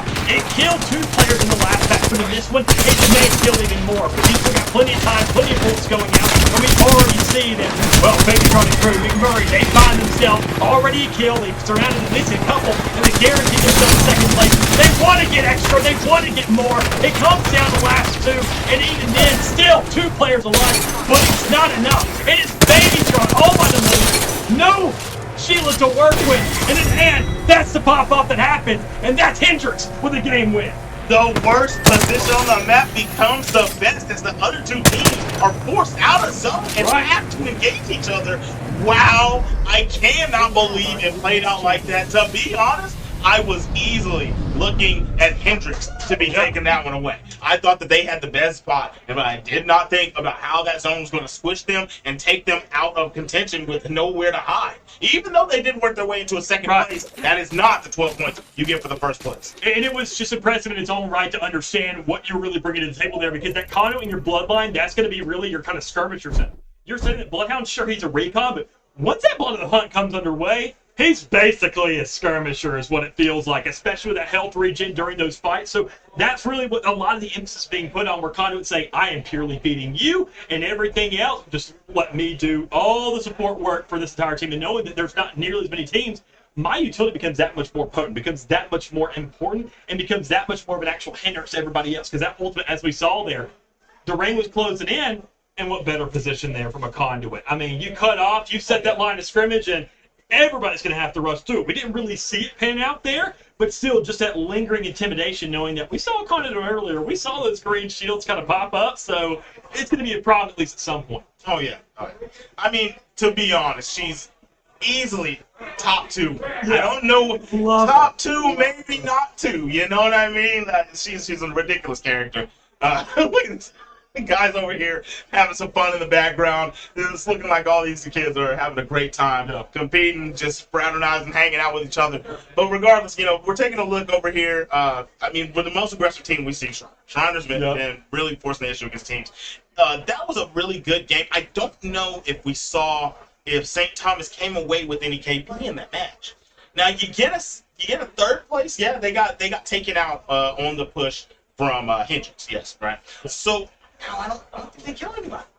You get second place, but I mean, does it count that much? Realistically, I mean, knowing that we're not doing that kind of match point situation, I think placements are going to be more than anything. Because, I mean, keep in mind, first place is going to be that 12 points. Second place will be that kind of 9-10 range. And even then, are you ever really going to get 9 kills within a match? Are you going to be able to hunt that many players down where genuinely it feels like a ranked season, where placement literally does mean everything? Because that first place being 12 points, sure, that usually looks good, but think of it in a 20-team environment, and if you are on that same kind of level of hunt, you're able to at least get enough damage, get enough kills, get enough assists off where that can start to surmount up to something and really well over to be a point gap that you're looking at. But I think here in this environment where it's only 7 teams, first place being 12, it means that much more, purely because there's no way you're getting 12 kills within a match. That is more than half the teams on the field, and that's just not going to happen. Yeah, you're definitely not getting such. I'm trying to take a look here and see exact values just to see where we get for St. Thomas on that game, right? So we take a look, and it looks like, where is it at? Yeah, so you're right. That was a third place actually is what St. Thomas got. So they got 7. They got 7, and I mean, it's just 1 kill only 1 point per kill. I mean, if you're not gonna win, a third place needs kills. Yeah, you know what I mean. So that's I would say it's 1 team wipe, because in that case you're getting 3 off that 7. That's 10. You're equating to second. You're okay with that. A 10-point game is a van. That's a good one. 7 keeps you afloat. But, you got to look at how you performed in the first game. Right. So you really got to pad stuff on top of your placement in a game number 2. And here shortly we're going to get to game number 3. So you're going to have to, this is a kill race. Yeah. And the placement does matter a lot more than anything. Like you said, you're not getting 12 kills. Not happening. But if you get kills on top of that, if you get the win and you come away with 5 kills, you just earned yourself 17 points. Yep. That's putting yourself so far in a lead that it's going to be hard for anybody to catch up to. Yeah. So we're going to be looking for stuff like that. St. Thomas, I am happy for them. We did the breakdown at the beginning.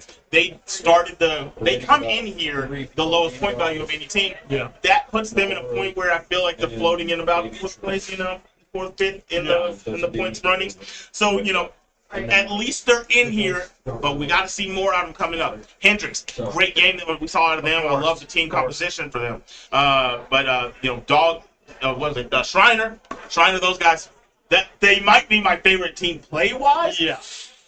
But they are definitely putting themselves in some bad positions. Yeah. Hendrix played the low ground on them and just said, get out of our face. They got them out of there with the swiftness. I think, honestly, Shriner to some degree, it really comes down to a gamble. They're shooting themselves in the foot, or they're just speeding up based off the back of it. Because even then, I think that what they're going for is, as we mentioned, where that you at least want a 3rd place. And I think at least with 1 team wipe, you're looking fancy. You're looking good. You're sitting at 10. That equates to 2nd place. And even then, when we look at these rings and how things start to pan out, I think most teams, if you play slow, you can at least find yourself a 3rd place fairly easily, I would say. Even though you're getting down to those final 3, say if every team is aiming for that, the better teams, and if they kind of pick off the rest of them, we're going to see that once again well up. We're going to see maybe a team play for 3rd, but even then wait it out, find at least 1 initial kill, or at least 1 initial wipe, and say, let's just play slow. Now we sit back, wait, let everybody else kind of go ahead and work each other down, and other teams are going to have that idea. And once it comes to that final, that's a big gamble. It's only a 2-point differential, essentially, for the placement and combined with your placement and kills. But that first place doesn't even really surmount to that much bigger of a difference because you're either working with the points from just purely placement, but also wipe out the back of it. That's usually going to be all 3 players alive. So you're more than likely looking almost guaranteed every time you get a first 15 points. So, I mean, 10, 15 for a third and a first. That's not the biggest deal in the world, quite frankly. You can make do with that and then really just be ready for, day number 2 if your score sets up off the back of it. That's right. That's right. And, and this is one of the things we were talking about earlier going on in this. We were talking about everybody's breakdown and the teams leading the way. Yep. And Shriner and McMurray were the lead teams. We've seen Shriner really being the aggressive team, but they're, like we said, they were playing in their own colleges, playing online against other pubs teams. Now, when you're going up against your competition, you can't be as frivolous, and we're seeing that they're not winning the engagements the way that they might be in pubs. It's a wake-up call. You're playing a pubs game, and you're like, we're gods. Yep. Then you come over here, and you run into Hendrix, and they're ready, locked and loaded, and you get exploded, So it's gonna, and maybe we'll see over the rest of the day. We're only going into game number 3. Yep. Maybe it changes the way they approach the game. Maybe it changes their team composition, and they're realizing this isn't working for our rush down mindset. We'll see what they end up going with coming into game number 3. I think another big thing is just going to be heat. Really just kind of keeping that momentum, making sure to stay warmed up because this being the 3rd game, this is the final round of this map. So we're not going to be looking at this map anymore. And if you typically play this kind of loadout in terms of team composition, it can carry on over pretty easily. You can say, all right, the next one we go into, World's Edge, we're looking pretty good for this. We can really start to rack up these kills in the same manner we were expecting to. But, I mean, here, the adjustment could be made, as you mentioned, but realistically, are you going to go for it? The big thing I'm looking at is, once again, going to be this map to start off things. See where these teams are going to be landing, see the kind of spread, the allocation. You can already tell that, well, we may have an initial gunfight coming through maybe on Pylon because 2 teams look to be gunning for it, and surely somebody's going to get the memo and say, this isn't the best idea. Or, I mean, I'm all here for bad ideas, let's be real. I know, that's right.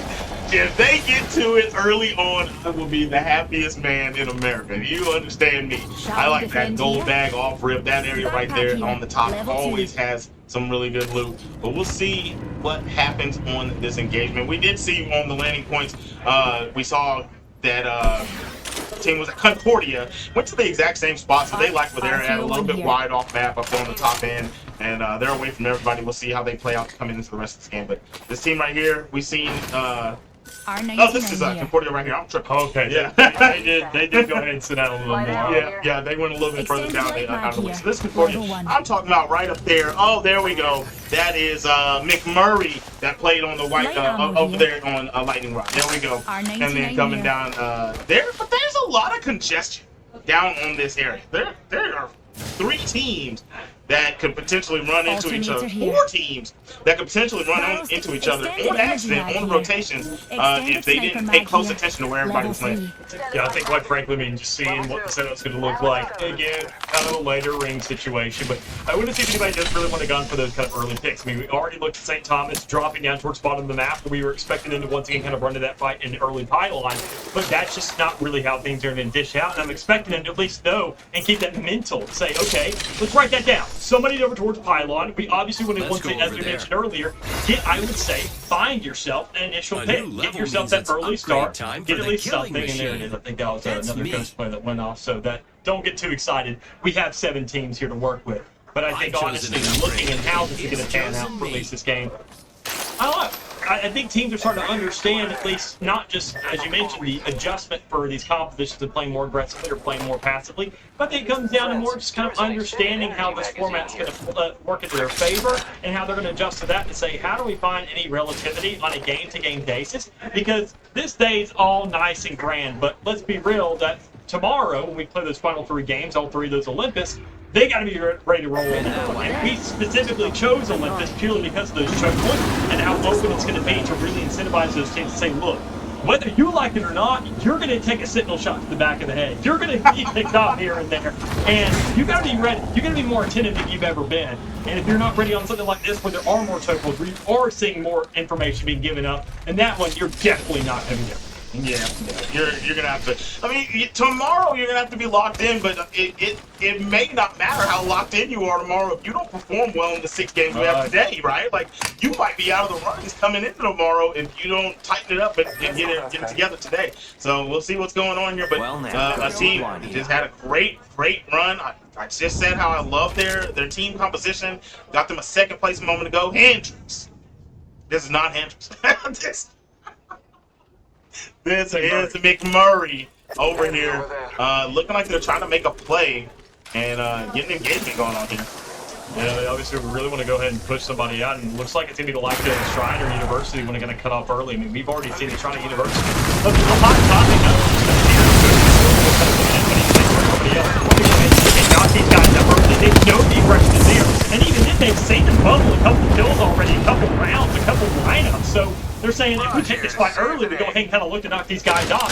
Hey, it creates a lot of pressure that's just completely alleviated now. We don't have to concern ourselves with them just kind of hunting down unnecessarily. But it also sets us up to where if we put them in a bad spot, we know that we're probably the top dogs. That instills a little more confidence in the rest of us to say this should be not only doable, but better yet favorable, because we can just kind of give ourselves a lot more time. But Shriner, once again, already kind of put back in their place.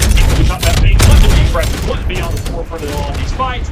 Once again, forced to retreat after the back of losing one of their players. McMurray is really sticking to them, I ain't gonna lie. Every time they run into each other so far, that's going to be our 2nd engagement between the 2 teams. We've seen McMurray definitely doing the thing. But I do like you said, the disengage, right? And I see that they switched the character. They switched over to the Fuse and put him on the squad. They kept the Mirage. That way, fellas. Here's your back. Yeah, you know, double assault, I don't think it's the worst thing ever. You're going to have a lot of ammo on there, I'll tell you that much. And those crates, you know, making sure that you guys have an opportunity, even if you lose a man. You can be able to res them with you can go craft a banner no matter what. You lose a man, you always can open up the soul crates, get the items you need. Now we see an engagement going on over here. This is going to be St. Thomas, okay? Haven't really seen them fighting too much early on. They had a really early outing in the 1st game, and then here, in the 2nd game, they got that 3rd place. But there wasn't too much fighting involved now. A lot of damage on one of those players. That is Cameron. Cameron took a lot of damage, taking off in the vehicle. Sake up top, all alone down low is the Bloodhound, and all you have to cover with is the flatline. I don't know about this.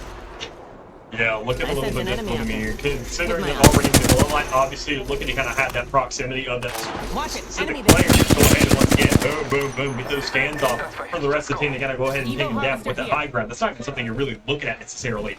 You're just looking to get these shots off, and even then with the flat line, not really running anything else. We do see this kind of double barrel bow from say that alternative flat line, sure, being good for a little bit of an actual in combat situation of these kind of medium or close quarter ballistics. But for the long range, a little bit questionable. So already, once again, being scanned out, we see a rotation, we see a push coming through, and we do see this fight wanting to unravel, but both teams are kind of slowing things down and not really sure if they want to take that. I think, honestly, they want to space themselves out to some degree, but even then, we talked about it. If you go ahead and knock a team off early and give you enough Evo to kind of just go ahead and play it slow for the rest of the game, but more so, that gives yourself enough to at least kind of guarantee if you get a third, get something that's actually working. Yeah, and it's really tough to choose to not fight a team, right? If an engagement is starting, it's almost like you have to take it because you don't know if they're gonna allow you to disengage. Phoenix medkit here. I mean, still, we're seeing all these fights unravel in the bottom of the map between these 3 teams, and it's still just absolute blood going through. I mean, everybody else back and forth over and over again, but even then still downs being a little bit kind of funneled out one by one, considering how much is still really there. So quite frankly, Navarro, that's going to be the entirety of that team. I mean, it is Colorado going disgusting. So seeing how they're playing it out so far, they're able to go ahead and get themselves at least a couple kills or downs in the process, but the light and everything else following, we have yet to really see it. That way, go. There it is. Seeing these kills start to unravel, seeing these downs start to go ahead and accumulate a little bit, but even then a recovery coming out because we did see St. Thomas find a couple downs. We saw Colorado also find a couple, but it's kind of holy trinity going on right now between these three, this entire recycling of bodies over and over again. It really just looks like they're finding a different degree in terms of damage just to say, look, let's all get purple before, no matter what, somebody's walking out of the say, and they at least got to be purple. That's right, that's right. We did see some shots getting landed there by Saint a moment ago. And somebody does have purple over there. A little bit of ways off, 515 on Evo until Saint hits it. 707 for, I don't even know how you pronounce this. KD, we're calling him KD. Over KD's got a little bit of a ways to get to his Evo too, but we see the Sentinel on deck, which can make it a little bit easier to reach the mark. Now still in zone, a lot of shooting going on, but not too many knocks. Broken shield.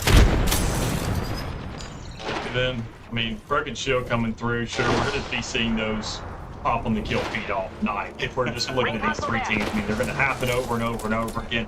I mean, look at the proximity between them. I mean, just seeing how it's working, you can see that, I mean, everybody is just together. Everybody's really clustered up, and they are just wanting to really put some emphasis on how this game's going to be playing. But I think, honestly, some push is going to have to come out inevitably. We're going to see these teams get fed up because this ring will close in again after this round. We're going to see a conclusion because they're going to understand that there's no way this circle really closes in on where we are. And this area is so hard to rotate out of, so they're almost going to have to fight, right? Yeah. So it's like the team, I can't remember which team it was. Well, actually, I think it's these guys, the Sake and them. No, they rotated down over to this area. There's a team up on the top, in the interior of that building. I don't remember exactly which team that was, but that team has no out. Right. You know, so St. Thomas is on top of them to the point where they can't rotate past them. If they try to rotate out up the hill, it is so wide open, they will get clipped. So they just have to hold ground, and we do see that the zone is pulling that way. So it is going to be a lot more traction coming over, and we're going to see a lot of pile-on action in that zone. And I think even then, kind of looking north down, we do see right here towards that south side, McMurray just kind of pulling things out, praying that everybody else does go ahead and get into that encounter before they end up kind of being a part of that mix. But everybody else, realistically, they're going to be looking more healthy because even then, look right here, we got the entirety of Hendrix College once again looking mighty fine. Same exact thing with what would be, I mean, Colorado. They're looking, both these two teams, it's like they could easily close this out. They're looking like big dogs coming in here, and everybody else is expecting, oh, they'll dwindle up the weak. I hate to break it to you, you're looking weak compared to them. You've got to do something about that because you're going to be part of their prey once they inevitably see. That's right, that's right. Scooping up that wingman, though, that's going to be a game changer. That gun is so powerful right now in this meta, and it's the damage output is second to none. So that's going to change a lot going on here. But now let's get into this engagement. We do see Shriner University battling it out. They've got some good long-range guns in the fuse to really force the issue. You saw Flash Health right there, crack shield. You think about it. Do you push or do you want it? You want to, but you know, you wonder how long is it going to really take. They don't have a big movement character to get there. Will the back pop? We see shields back on deck. So they're just going to farm damage at the moment and just keep them at bay. So you look at the zone. They're in the better position of the two teams. So it's a good look for them. They got high ground. They know they have just the advantage also in terms of rotation. As you mentioned, they got a rope right next to them, worst case scenario. Meanwhile, you do see out yonder, I mean, you got a team looking to just go ahead and make that rotation. Can't really take the can't. It goes in the opposite direction. So what's really going on here? How can you really play this thing out? How can you just stay alive in the meantime? Well, quite frankly, you can't. Concordia is just stuck in a really bad spot. And even then, Shriner University, they are saying, look, this is the time to wrap it up and get something. They got third damage. They know that more than likely Fuse will find themselves a purple off the back of it. Dog Cheese gets got his, so you're saying, there it is. Close up shop, that's all we needed. If we found those kills initially, immediately, we weren't going to find the purple. So we did want to drag this out a little bit because we already saw that two more teams, everybody on that south side, moving and making these rotations. Hendrick University, we essentially your rival at this point, who just won that last game, they also have these purples. They also have some kills off the back of it. So they're going to be these dogs you're looking at. Brother, this engagement coming up is about to be intense. Being pressed right now, out of zone. We see Shriner having to take this evac to try to get through, taking a lot of zone damage. My goodness, this landing will not be safe. There was a battle right in front of them. So they're flying over the top of it. Check out this there. All right, they're going to land up here. They're giving marks out, saying that there are enemies inbound.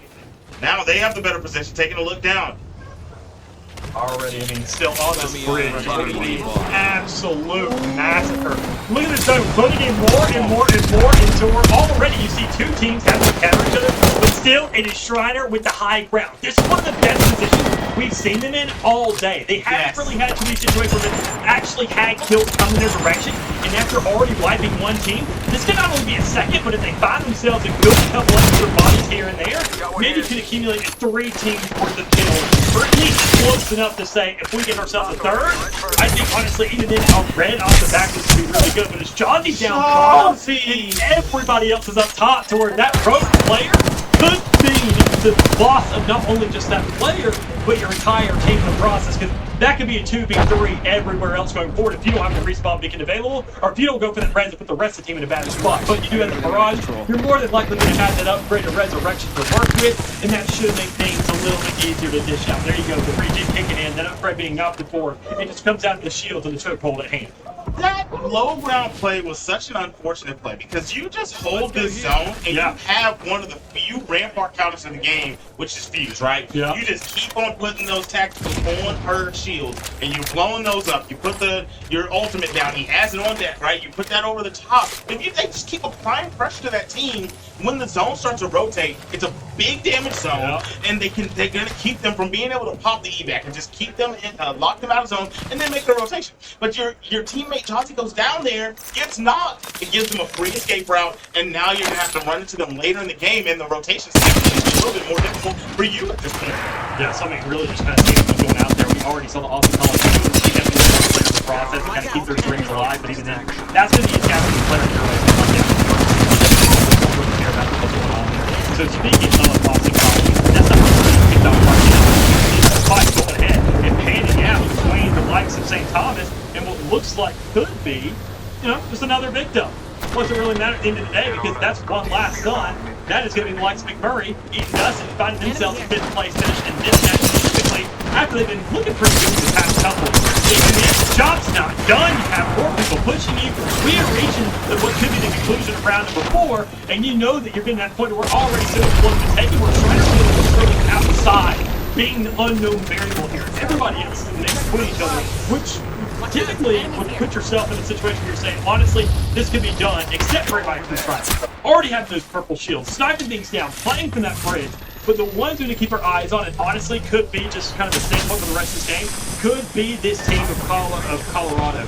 Navarro already sitting on that red, the other two sitting on purple. They were in the entire mix of that trio earlier of teams that was going off. They found themselves on the better end of it. Didn't necessarily find the kills there, but they did get themselves enough to survive, and they have found themselves a fortuitous setup just off the back of it. Even with the toxic hand, they are playing this final run, and they have the control there to really control it. St. Thomas really got forced out of position by Colorado right here. And Colorado just over the top of them. Now, I will say one good thing for St. Thomas. They are in zone, but they are below a Caustic Bloodhound Wraith team that could really make a lot of different plays on them, and they're going to have angles put on them from Shriner up top. So, this is scary. I don't know how this plays out. I actually will say I will go with you. Shriner might be in the worst spot, even though I'm looking at a very, very scary situation for St. Thomas at the moment. We're just seeing really how this is going to work. I mean, quite frankly, the final 3, we do see them these final moments over and over and over again. Well, there it goes. Shriner, another player dropped, and even then we talked about this team. It's unfortunately once again Jazzy. I swear, I think every single encounter it's been that one individual to be dropping first, which just is the unfortunate reality of your team. You got to make sure to put a leash on this guy if that's going to be your issue over and over again. It follows what feels like a natural domino effect between these 3, where it's Jazzy, then it's Aquix, then it's Dog Cheese, just being the last one available, having to just kind of scout these things together. Obviously, being a support, well, that's just kind of a no-brainer. But even then, having those decoys available, having that reds on hand, that's best chance to keep things alive. But there's going to be an inevitable point where Dog Cheese just can't get that off. You're going to hear the audible here. You know it's the final two squads. A push is definitely going to be just incoming. While they have got themselves so much, the second place placement guaranteed no matter what is looking good for them. Even then still, Dog Cheese is outside the zone. Aquas doesn't have any shield to play with. And you are in between a rock-a-hard place and team number 13. That is Colorado giving themselves a game to play with.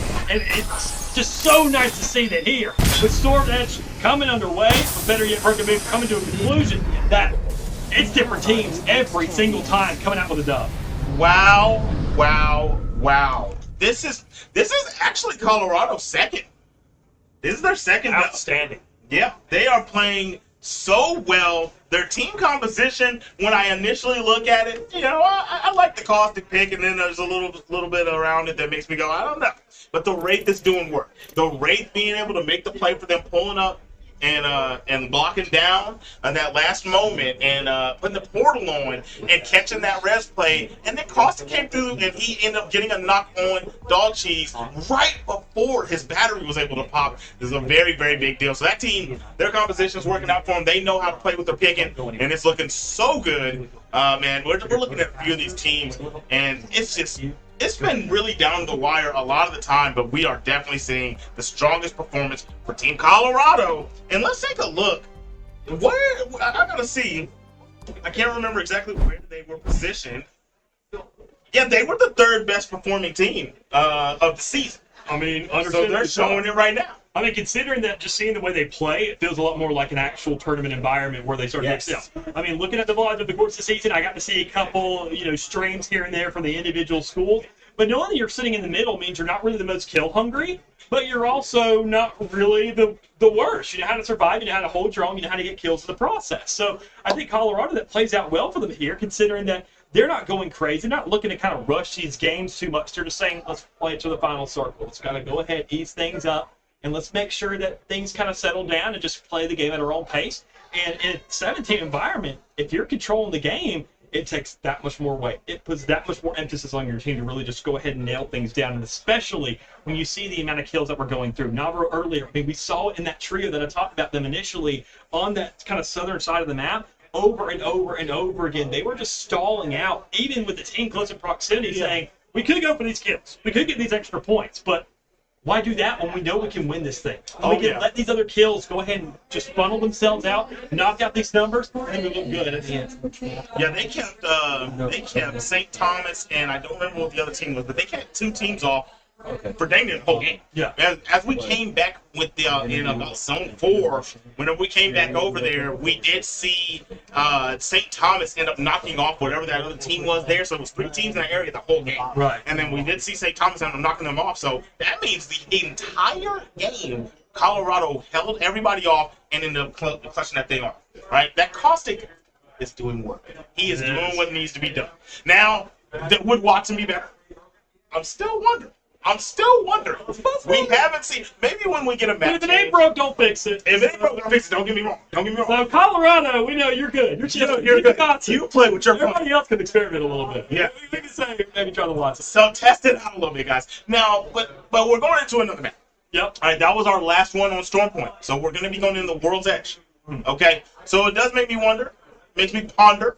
Are we going to get team swaps, a little bit more changes, a little bit more building play, Yep. So we'll see what goes on when we get those swaps on. But we will. I'm interested. Yeah. We'll be taking a tiny little break, though, to make sure just get that lobby set up, get everything acclimated, make sure these players can get a break, because they've been going at it, obviously. They're going to get themselves some water to go ahead and get ready for this next match and get things in the way. I think you and I obviously need to some degree, but not even just a couple seconds, couple minutes, maybe at most. Let's catch you right here more with some Apex action.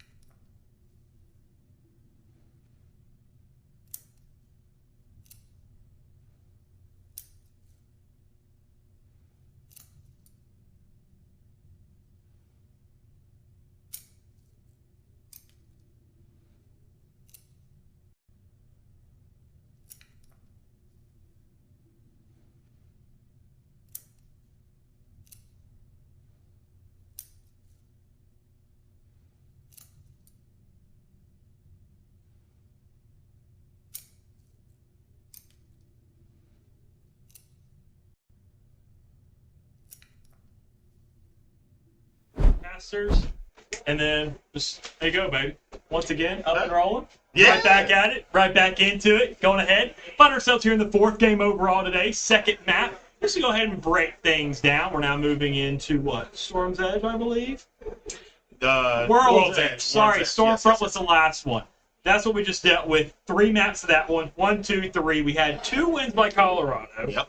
1 win by Hendrix University. Yeah. I believe it's not a consistent thing overall. But, well, now things start to kind of iron out. World's Edge, map that I think everybody relatively knows. Everybody kind of understands and gets together. But even then, better yet, I think, quite frankly, honestly, a fan favorite, kind of like Nuke's King's Canyon if the map doesn't exist technically right now.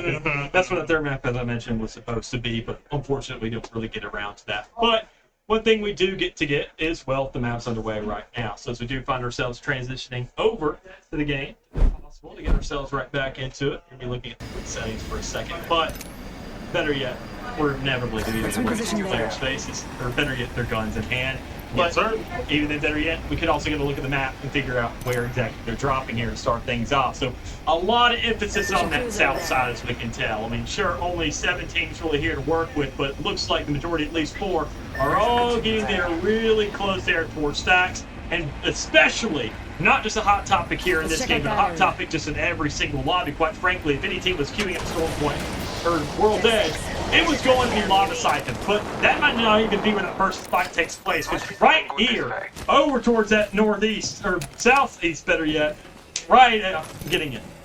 Austin and Concordia are actually challenging each other right off a rip. This is insanity. I understand the Rampart area does have the free weapons and they come kitted ready to rock. Right. But my goodness, do you really want to challenge your points away this early on? Game number 4 on the first match of Map Switch. Even then, I mean, Austin University, one of those teams that we haven't really seen too much out of. They just try to fight over and over and over again. Concordia is going to be their opposition. They're the ones that we've seen kind of actually manage to get themselves at least some points and working kills. And already, well, there it is. Austin going at it, and even then, the blood, very, very early shot. Only whites to work with. This is basically kind of like TDM or like Gun Run to some degree. You're just getting something, you're working with it, and you're trying to see what pans out for you here. And all 3 bodies, while they're all alive, you see that even then, still 4 bodies on the opposite. And the heals are definitely in the favor of Austin at the moment. Even though it looked like they were taking a lot of the brunt of the damage and they have the lower ground on this fight, now we see all 3 players getting back in here, healed up. So this might be taken over on the back end from Concordia.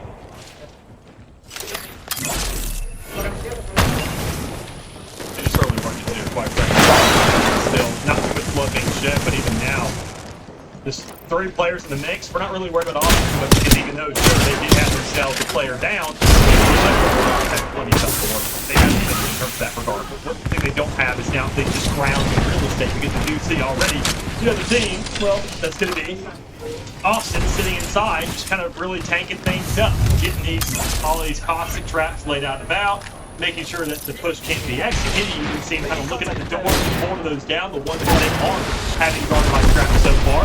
And because of that, anytime somebody wants to swing in, players have a good look. There's already good calls coming out. You know the exchange is there, but even better yet, already an easy start. Austin College starting out strong, getting themselves something to work with. It's kills, it's floods, and you got plenty of time to recover, but better yet, you got plenty of space between you and the next enemy where you're not really concerned with the follow-up or a third party. Yeah, Concordia being one of the teams that have been the middle of the road so far in the first 3 games. You see them get taken out by, Austin. Like you said, I haven't seen them really do much. I haven't seen them in the final 4 teams in any of these matches so far. It was a very, very good team fight setting up with their caustic, and they did swap and put a Revenant on the board. So this is going to be the first Revenant that we see, and I do think that Revenant does very, very well on World's Edge. So it's a very good character swap in my book. I like to, if we see a Revenant out of one team, I'd like to go ahead and take a quick look at the others and kind of go ahead and get an understanding of what these other competitions are looking like and see if we maybe do see another Revenant, as we do see Catalyst there being brought out from the likes of St. Thomas, and then even then the Maggie being brought out from none other than who do you think? Shriner College. The ones who like to play aggressive. Who knew one of the most insane characters in pubs right now? Because, well, her ultimate stuns what feels like for 5 minutes and does so much damage. It makes it an easy couple picks if you do find yourself the initial first blood. And it makes me wonder when they get the upgrade, which one they'll go for, the double drill, or if they're gonna go for the bigger drill. Right? I like the double because you can cover more space. Yeah, it's just about info and plus your players.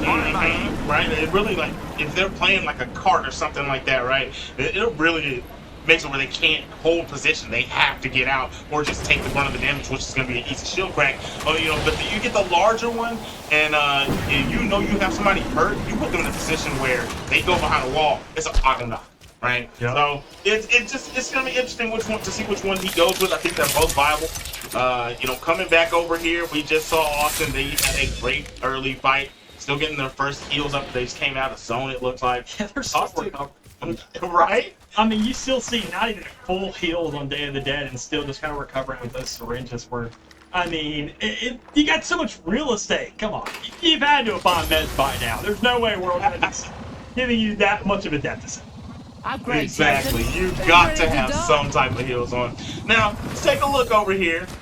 Looks like there might be a little something shaking. We see Shriner they're just on the prowl. They're still getting the loot on. But I promise they are red. What's going on? I genuinely think Shriner should be the one team running Lifeline, if we mentioned it already. Dog? Exactly. Dog team. Yes! That's the player who needs to be on that Lifeline. Go ahead. Get the reses off because this man is always in a situation where he's like, I'm in a 1v3. I need help. Every time. And I think, quite frankly, that Lifeline will be a good fit, especially knowing the doc can be up 24/7. But better yet, as I mentioned, I want to see if there's some niche that's going to be whipped out here for Jazzy because we saw it through the entirety of those first 3 maps where that was the first player getting knocked off over and over and over again. Quite frankly, I think if you just rope in that player, understandably so, you want to get aggressive, but it feels like there's a lack of communication, at least kind of an outlier there where somebody's not getting the notes, somebody's not getting those memos, somebody thinks that full push and full front is going out there when that's just not the game plan. And quite frankly, I think now they're either just more likely buying into it than actually just kind of subtracting to it, saying, hey, Johnny and I, let's just all die instead. Let's get the taggy out there, throw in the ultimate, at least have some of the speed boost where if we win, if we lose, at least a little bit faster. It's got a stand-up comedian. I like the team coverage. I like what they're doing here. You're all right, though, man. If they have the Lifeline, it would be a huge, huge deal. I mean, even Newcastle. I really think Newcastle will be a You want the new... I think he's such a good character. I agree. Because even then, if Jazzy's down, you can get that ultimate off easily and get that leap. Because even then, it does proc whenever they're in the down. You can leap over. He can drag you out of position and get the res off. One thing that's interesting is we've seen a lot of reses during this tournament so far, and we've not seen not one person with a gold dot. Right. I don't understand where they're all hiding on the map. They gotta be somewhere. But I guess with fewer teams, it's very rare loot items. It's just having a harder time to find it. But you know how you would get that for guaranteed for sure? With Lifeline. There you go. Well, we do see already St. Thomas once again kind of going ahead, putting some damage down range and countering somebody else. And then already Nate coming out with the Rampage, being locked in or being warmed up. Sorry, Spitfire, but still having some kind of information, still looking for something here against that opposing team that's sitting nearby. Already need that cut down coming down, though understandably so. You're not in a very good spot here really taking these fights. You know that works really well for you, and even then I'll take it down is going to happen in the process. You've already looted, you want to get out, you're going to make sure to kind of go grab some rocks or somewhere else. But I couldn't blame, quite frankly, St. Thomas if they want to go ahead and take the C5 tower on their own because they've done the damage now. Oh, and yeah. The team's already going ahead and slowed the cut on that rotation. He didn't better yet. It's going to be even slower on that recovery, knowing the bans and knowing the shields that are going to be available. It looks like teams have already kind of been starving for those to some degree, so you're just looking to kind of go ahead and capitalize off the moment, but it seems that they've lost the trail. Yeah, they definitely went cold on the trail. I just feel like they didn't fly far enough, or they didn't commit to the flight early enough. Like, they wanted the chase, but they got on a little too late to really trail them properly. So either way, it's still a good start for them. They got some shields off of it, but a knock and a kill would have been much, much better. But we're seeing St. Thomas heating up. They're doing I pretty good. sense an enemy out there. I think even seeing what they're doing so far, well, we've seen a little bit of damage being put down range from St. Thomas. So already a team wipe from the side of Austin College, shutting down Colorado. We shall continue there. What was it? It was Colorado. It was Concordia. That was it. That was the team that just found themselves unfortunately out right off the get-go. But Let's go that seeing side. everybody else, seeing what's going on here, we're kind of looking to get towards these final circles. We at least understand what quadrant of the map we're sitting in. There's going to be that kind of northeast. So thankfully, one of the more open ones for these Bangalores that are in play here, they will have some prominence. They will have something to do rather than just kind of being in this close quarters. I don't think we're going to see too much action like inside-outside encounters, like we saw so much during those first 3 maps. Yeah, I Let us go agree. And we saw it started getting a little bit more well thought out as the matches went on in the first place. So it's the first one, on World's Edge, so it's a little bit slower pace. People are finding their rotations. They don't know where the other team's going to go, so they're not really. We did get a challenge at the beginning, yes, but we're not getting as close landings where they know they're going to catch people on rotations. Things like that. That I think are going to flesh out as we go forward with the rest of these games. But look at this. What weapon are they getting out of that crate? Sake is on it. Really, man, nobody marked this. upgrade's got me feeling refreshed. Oh, Sake. All right. What did we get out of it? Nothing. Your flatline alternating, nothing really crazy there. Helmet's still normal. Shields are still normal. I guess. Well, he did get the Evo Cash, right? Yeah, that's about all you get for it there. Honestly, I always prefer Evo Cash over anything. If it's not a wingman, give me a cash. Everything else, man. Yeah, It's just a personal preference because I can't aim with a Kraber all that well. I hate the bullet travel on it, but The Ava. that's true. That thing is That is busted. true. No, we got a tanky on the field too. That's a bit of a problem. I think honestly, you don't have a skirmisher to scan that care package though, and you don't have an upgrade that can give you those scans, so you don't really know to whether to take the risk to even contest that care package. But surprisingly, speaking of care package, we haven't really seen much emphasis on those even really here in the map. Because we got so much space that why not really go for it? Speaking of even 8 though, there is one in that care package that we see already being scanned by that Revenant. So there is one in play, but it's not even picked up. Yeah, it's around the way. And we talk about the scarcity of the people on the map, but I feel like that's another thing that makes you not want to make that rotation. It's like, there's nobody else for them to pay attention to. They see us running across this wide open field, we're sitting ducks. And they are going to be sitting anyway by choice with their caustic traps. They got everything locked down over here in the corner. So Austin College, they got their KP. They're locked down, backside of the zone. I like it. I mean, you're sending out like blood on the stove, right? Because that's literally what you are right here. You're just kind of dead meat. You're kind of standing out. And I mean, sure, you could have maybe a skin that blends you into some degree, but I mean, the big picture here, that just does not matter. Each team, you see a lot of respect going on in this exact moment, knowing that let's just let it close, let it close, let it close, let it close. And look at how the ring is panning out, at least for this specific one. You can tell that, well, obviously, Austin College, having that kind of early fight go in their direction, that early wipe they had playing in their favor, they're just slowing it down. They're waiting for things to go off, and even in Shriner, though, we do see fights going off there, and we see some extra damage being taken on the back end looking for those kills. But they haven't found those actual deaths until right now, and while it's not just yet 5 squads, it is at least a singular individual still standing. Open supply. I changed my mind. Yeah, Shriner was definitely knocking some folks off. Taking a look here. We should go over there. Don't think we got a full team drop off, but they definitely had some hefty knocks. We saw Jawzy doing a lot of the work right there. McMurray being down to a singular individual off the end of that, really. I mean, we saw the kills follow through, and that's good for them, quite frankly. I mean, especially, honestly, for these teams that are leading, getting a kill, sometimes a wipe, and even if they get away, you're saying, honestly, I'm okay with that. Go ahead and get the respawn. I'll get more scores off that. I'll find kills later, and we'll just let the rest of the teams farm you. But really, the biggest deal is having that placement, having those early initiatives, and having that early kind of just emphasis on getting that damage, getting these upgrades. And speaking of those, Albert may not really have the option for that. A lot of damage being done there. You can tell the push is coming through. You see Bird trying to go in on that. But better yet, this is your team that we have just a definitive win of the day. This is going to be Colorado. This is your team that's going to take things out. Navarro has been an absolute tear, and it's just continued to do exactly that. Looking for these engagements, looking to take these fights, really just being a professional investigator, I want to say, for these lobbies. Even if you're not taking these fights, they know to at least how to start them and get out if they're ready to take care of themselves. Oh my goodness. What a perfect way to put that. We watched them force Austin out of their location, and now they are actually in a very, very bad position with, this is Austin, this is St. Thomas taking a look over on him. I love the Rampage pickup, one of my favorite guns in the game. Big damage. So if you get like a two to one shot on somebody, a little bit of focus fire, this supporting weapon along with anything else on the team hitting, that's a knock. And we got an Arc Star coming in hot, but I feel like they left out of that little corner right there. Boom, not gonna hit. So they're probably on the back side of that little structure. So rotating back with the squad, I like it. You gotta go back in. Saying it's a little late. The teammate goes down. Biscuit, man, is gonna take that one in the battle. So, goodness. Saw some players sitting on those pillars, but even then you get the call from the rest of the team and say, look, we've already rotated, we're somewhere else. You're a little bit kind of tunnel vision here. You got to make sure to get with everybody else, and we haven't really seen that rotation being made just yet. So already, this had a squad. That's who likes of Hendrix College, the team we saw earlier, win the second map of the day.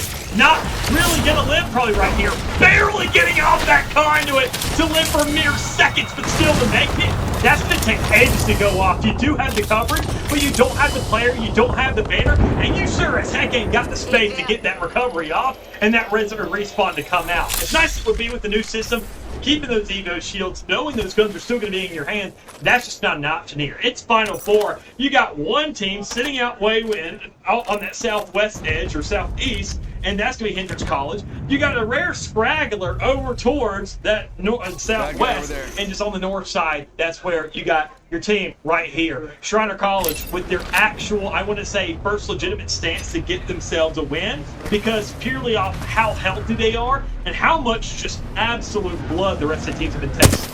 Exactly. And I was taking a look at Austin. I really wanted them to get a little bit further there, being a little biased, but they just lost that position in that battle. I feel like if everybody played around safe, they would still been alive. But unfortunately, they felt like the building was the better positioning and got smoked out. Now we're talking about Shriner right now. Shriner making their way around. They have really good zone positioning right now. Not really any defensive characters on the team, but they will be able to put on a lot of fire to anybody that tries to oppose them on the backside of zone. Back there, if I'm not mistaken, back there, that is Concordia still alive over there in that corner. It should be, all things considered. That's going to be just kind of a rare straggler. That's Austin. Yeah. Still alive, still in it, still able to play out this game here, but this Revenant has been hiding back here for a very long time. Yeah. A long time ago, early on, he did a leap, and nobody saw him. Somebody saw a trail on him. We were watching a Caustic player. His trail was in the sky, but nobody made a play on him. And he literally has just been hiding there the whole time. Yeah. Well, I mean, even then we had a rare straggler. McMurray is still having kind of that one rare player sitting about. Baby Tron was the last one alive, but even then, it's Shriner now just kind of hunting things down. You see now finally the kills coming through, the ultimate vestige. Now we're putting that speed, put that career on, putting it back, we're forcing these players out. Quite frankly, I mean, sure you found kills, but it's just a rare man off the edge, and one singular just individual off in the middle of nowhere. It is going to be Alex right there, off the call, coming out. Right there towards the end, trying something, but let's be real. That's not going to happen. Shriner finally getting that blood. We saw the aggression. Funny enough, the first map they win, they didn't go with the same formula, or at least had the dice rolled in their favor when they were expected to really get those pushes off. That was one ultimate usage of the Maggie, and let's be real. If you see a team, you're confident immediately. So that's just a tale of the tale.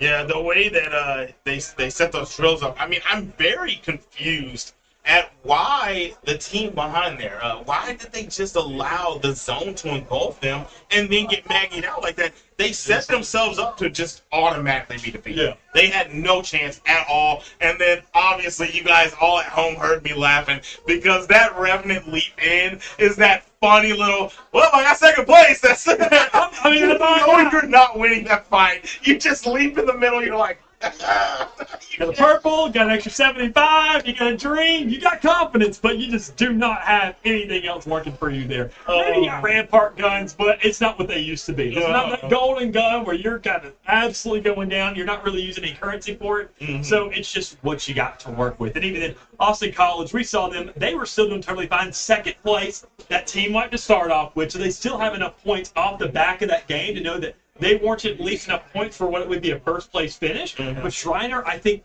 genuinely, that was their best one they could ask for. They found, like, what, 2 team wipes kind of in terms of how many points they got in terms of kills. And then off the back of that first place finish, they found themselves enough to, I want to at least say, find third off the back of that one game alone. We do see them kind of how they've been looking, third place, fourth place. So they've been sitting in that middle ground. That right there absolutely skyrockets. Oh, definitely. Because I mean, we're talking about Colorado's is leading the pack. If we'll get a score breakdown for you guys a little bit later on. Yep. But just from the eye test and trying to do the head math on it, it seems like Colorado's leading the pack. But Shriner, from the kills that they've racked up, they had a good placement in the first game too. That one right there, that one puts them up a bit. They had at least at minimum. I saw them get 5 kills. I want to say Shriner was what? They were sitting at third for that first game, I do believe. Yes, it was they a got straggling Valkyrie. They were sitting off exactly. the edge, and then the circle closed off. Yep. But, I mean, still, knowing that there was 2 maps between that, we didn't really see them doing too much. We saw them kind of singing in those third place, second place, or third and fourth mainly during those other 2 matches. So I think they're going to be sitting fine, but that was the first definitive first place we saw where it wasn't just that final squad kind of situation. It was them actually utilizing those kills, kind of just really panning the game into their favor, which I'm genuinely shocked they could do with the kind of composition they were working with, because we saw that same level of aggression as we're typically used to seeing. We see that Mirage, we see the Bangalore, and we see a Mad Maggie, which I think is a much better option than what we were looking at prior, maybe being it was a Fuse, I believe. And I mean, the Fuse is great and all, but let's be real here on World's Edge. It's a lot more open. You want to close up those encounters as much as possible. And even then, as we saw right there, northeast side of the map, wide open as can be. What better than a Mad Maggie ultimate to close that distance so you're not, getting crossfired and pitched from a third team successfully. It makes you harder to hit, but even then, once you get the hit off and that stun, it's done. It is absolutely wrapped where you see teams, purely because of that one player that just can't play the game, they just fall like dominoes. In the wide open, you get hit by that, the stun lasts so long, you're not living. And I mean, we saw the way they control position too. They held both sides at the end of that game of the fence area, and they put fire on the right sides, made them duck behind it. I still think that team stayed there too long, let the storm engulf them. But we saw the Maggie tacticals go off. Boom, boom, drill here, drill there. And I said at the beginning of the game, I wonder which one he's going to go with. He went with It's always double drill. He went with the double. I mean, there's a lot of teams, I'm sure, even then, we're not the ALGS levels of like having statistics, but even then, we did probably see that, double drill, I think, would be the favorite, because even then, sure, if the drill does more damage, it's like, okay, that's cool, but a player's still getting out of that drill in the first 3 seconds. So it's like, if you're already seeing the drill, you're already dead. What are you doing? Use your keyboard. Plug it in. But, I mean, everybody else, so double drill, a lot more coverage, and I think it's just going to be a standard that we're going to see. I mean, Maggie, you're going to get that damage, that extra damage on the ultimate with the fire, and then you're going to get that double drill. And that's just kind of the way things go. It's not... It could be subjective, but quite frankly, seeing how results are and seeing teams, that's what we're going to see probably every season. That's what I'm assuming. And we'll see if anybody follows suit and picks up Aggie with this team that Shriner that just took the dub. We've seen nobody follow their lead and pick up a Mirage, so I highly doubt anyone's going to be like, you know what, they won a game, let's do what they're doing. But we will definitely take a look and see if we get any new defensive characters out there, if anybody swaps to go back to Rampart on World's Edge, or if we get a Lifeline out here. I did see, if I'm not mistaken, a Newcastle was finally. Didn't really work out, but we're going to see. We'll see here in a moment what we get out here. Once again, do see a Lifeline. I would love to see if Navarro actually, seeing Colorado, what they've done so many times, it actually follows through with that Pathfinder, which actually does ended up being picked. We've seen the Wraith over and over again just be so good for this squad, and obviously we see none more than Shriner running the exact same thing. Those are the kind of 2 teams that keep my eyes on, the one that's the aggressor, looking for these games, and obviously being our last team's win, or at least our last map's winner, but being the overarching winner is going to be, well, what's going to be what more than Colorado still kind of lead the charge here. So That's kind of a rivalry I'm looking at to some degree because Shriner, I'm going to keep my Got a eyes on replicator them. there. I think, Grab quite whatever you frankly, can we don't carry. have a choice because of how fast they are and how much they want to be pushing out these other teams. But we're going to see really how it happens here in the second map because I don't think the positioning is going to be the same. We're not going to see that wide open ring once more. And if it does, well, then that's a little questionable because if that happens 2 times in a row, this is VR. That should happen. Yeah, I doubt that we're gonna get that type of ring again, especially in a custom game. Like the game's actually gonna have a little bit more memory on the fact that it just ended over there. that way. So we're gonna get the rotations going a whole nother route. But we do see Valkyrie coming out over here, and in this team Concordia, I like that they swapped up because they definitely saw some hell last time. Yeah, I think Concordia haven't really won a game. Had some good high places every here and there. Can definitely get in the mix, and we see them taking these fights, but they never really find themselves on the better end of a lot of these fights. And I think that's something that Valkyrie can fix to some degree. Look for these stuns, kind of play that poke game, and just work off placement and make sure to just be an instigator as we see kind of what Colorado's done. If you at least do that relatively successful comparative to Colorado, I'd say you find yourself some third places, and even then you're getting assists, you're kind of helping out the other teams. But you also now have an escape route with that Valkyrie to say if things just don't work out for you, you can get that rotation going as easy as possible. So I want to keep eyes, obviously, on how they do. I still want to see where the rest of these teams may be landing and what they're kind of working with here because, I mean, we obviously see that they're out in the middle of nowhere, facing off absolutely nobody. Yeah, they're definitely in the middle of nowhere. Let's take a look at some of these other teams, see what they've got going on. A crypto. What? Let's go.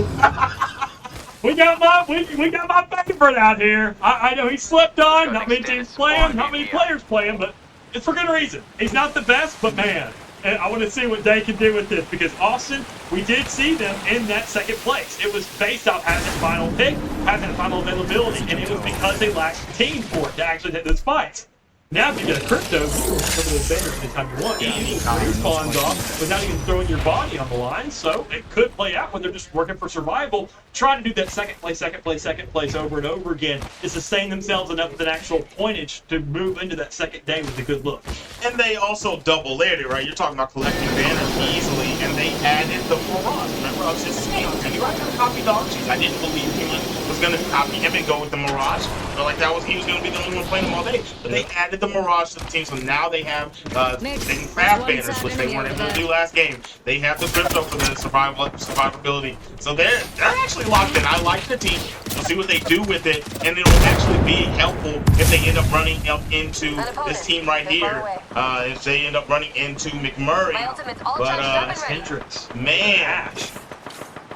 I genuinely, I feel like I want to pay more attention to Hendricks over the course of the day. Obviously, being our map number 2 champions, but still, they have, I think, been the most creative in their approaches to like. They've been the one that consistently use Conduit. Biscuit has not changed on Conduit, and what does that tell you? They've been able to take fights successfully, even if they don't find the best placements. They're sitting in seconds and thirds, and they're still getting kills and wipes in the process to know that they're still going to be relevant here. I think no matter what.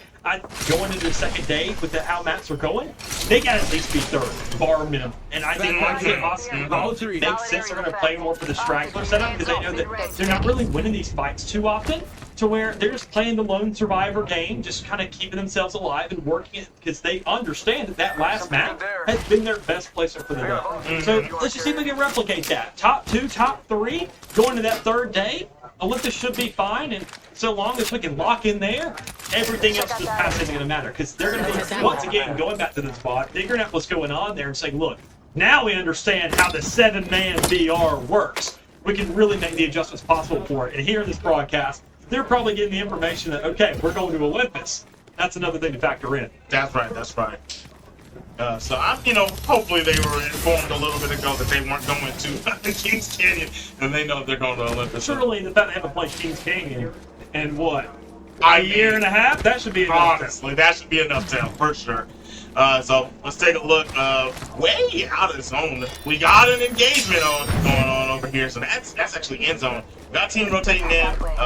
That is going to be St. Thomas all alone on the outskirts, but over here we have. Yes, we have Hendricks. They're going up against, what team are they fighting at the moment? Shriner. No, they're fighting Shriner. Shriner and Hendricks, this is something. Ooh, These yeah, are this two is a teams big with one win on their belt, have had themselves consistent kills through the entire day. So they can go ahead and knock each other out here. Surely there's got to be an understanding or at least some kind of consensus between the two to get out. And that makes perfect sense. I understand. Yeah. Like, both these teams have so much on the line. They said, look, let's just go ahead, not even really risk this, because if we die, we're basically done here. And these two, I want to say, are the biggest rivals for the entire day. While Colorado's having that kind of guaranteed crowd on them thus far, these two are the closest competitors, without a doubt. And it makes it really, really scary. Right? That engagement is scary, but then it really makes it insanely scary if you run into Colorado. Right. Because you go, if we fight them and we lose this, they are leagues ahead of us for the rest of the game. Yep. It makes it where you have so much more to lose than them. It's like, what's the point of engaging? So you just got to try to look for them at the end of the game. It's not worth it. Yeah, you got to go for them at the end of the game, try to take that knockout then and win over them, get those placement points, maybe take them out and give them a third place, something like that. But early game, do not engage. Everyone on the southern side of the map rotating in, this is actually intense. How these choke points are about to play out on the rotation to the zone. Another level, Yeah, I mean, another Shriner upgrade. and Austin looking like they're relatively close Upgrade to each other chosen. there, but I don't know Who's if we're going ready to really to see them die? encounter when it comes down to the actual rotations. Speaking of rotations, though, we do see a very, very large dispersion between that team on Shriners. Obviously, right there, he's the man now, kind of being out in the middle of nowhere, being very far behind. So if they do end up being in that engagement, this is probably the best moment Austin could have to really pick somebody off. But regardless, you do see the rest of the team. You see other squads kind of dispersed around the map. We do see now the Mirage being hit up by the likes of Concordia College, looking to make sure to kind of hit every single note. And I'm surprised we haven't seen more teams consistently land at Mirage. This is my favorite place to go because you have a guaranteed golden every single time you go there. You have that crate up top. You don't have anything else really coming at you. And even then, when you start the actual party and going off at the DJ booth, you get 2 extra purples guaranteed. So, I mean, it's so much kit of whether it be a hop-up or even then it can still give you a book bag. It can give you a knockdown shield. It is just something outstanding where you know that, honestly, this could be a foundation of somebody. And you have 3 rotation ways out of that. Right. There's a balloon that's going to be on you, right? So you can take the balloon. There's a Lava siphon right there. Exactly. To fight. Yeah, there's lava siphon. You go that way. There's another way that you can go. There's zip line taking you 2 different ways. There's 3 different ways that you can have to go from there. And like you said, that's great loot. So that's very interesting. We'll see if anybody goes there in the coming games. But take a look here. They are noticing something is about to shake over here. Hendricks hanging. No, this is McMurray hanging out over here. They got pressure on him. I think. Oh, we saw that conduit. I'll let you know. That's definitely going to be Hendricks here on the end of it. I mean, it's got to be, right? We see every single time. Fill up in Biscuit Head, running that conduit. We know we can count on him to at least be consistent in his selections, and honestly, you really can't blame the way they've been playing this game. I mean, the conduit's showing you so much wonders. Biscuit Head, I would blame it. This guy's probably IGL as well. Probably making calls back and forth, just letting you know that I'm the support, I am the foundation, I'm the one keeping you alive, not only in terms of placement, but in terms of actual shield as well. There you go. Taking some big shots from McMurray. I like the idea here. Go ahead, get out of dodge. Don't mess with it. Things aren't looking too hot for you. You do get a level up, get another evac possibly to kind of work with there, but you don't want to do it. And even then, I think honestly, knowing that you won a game, if you die this early, you take a 7th place, I don't blame them. Everybody's waiting here with how late we are into the day, hoping that another first blood goes off before an engagement, because you get no placement points. You don't want to stretch yourself out with that, because that deficit is so monumentous, it's not worth the risk of that initial first blood, unless you're that team actively looking for it. And I think that's what Shriner does, and what we've seen them been trying to do, but it depends on who they go into. If they go and run into anybody, but, well, obviously Colorado, or even then, obviously Hendricks, they're going to go for that. But those 2 teams are the ones that are saying, all right, this is just a death sentence for us. Yeah, I think they would take a fight against St. Thomas, Austin, Concordia. We've seen them scrap with Concordia a few times. But, I mean, maybe they just changed their tune in general. Yeah. Maybe, we don't know yet, this far in. Maybe they have talked it out and they're like, we got to stop. We got us a dub, now we can chill. Maybe that's the mindset. Well, they're not really chilling right now. Not at all. I know. They're things down. I mean, after today and so many things we've spoken to existence, I wouldn't blame if a fight goes down immediately as soon as we call that things are starting to settle down. Because, I mean, it was inevitable to come around eventually, and it comes down to who they really found those shots on, or even then who they're keeping an eye on. And that's how you know already, immediately, this is not a player you're really stressing out too much about. That's A, that's going to be your low, but that's going to be somebody completely different.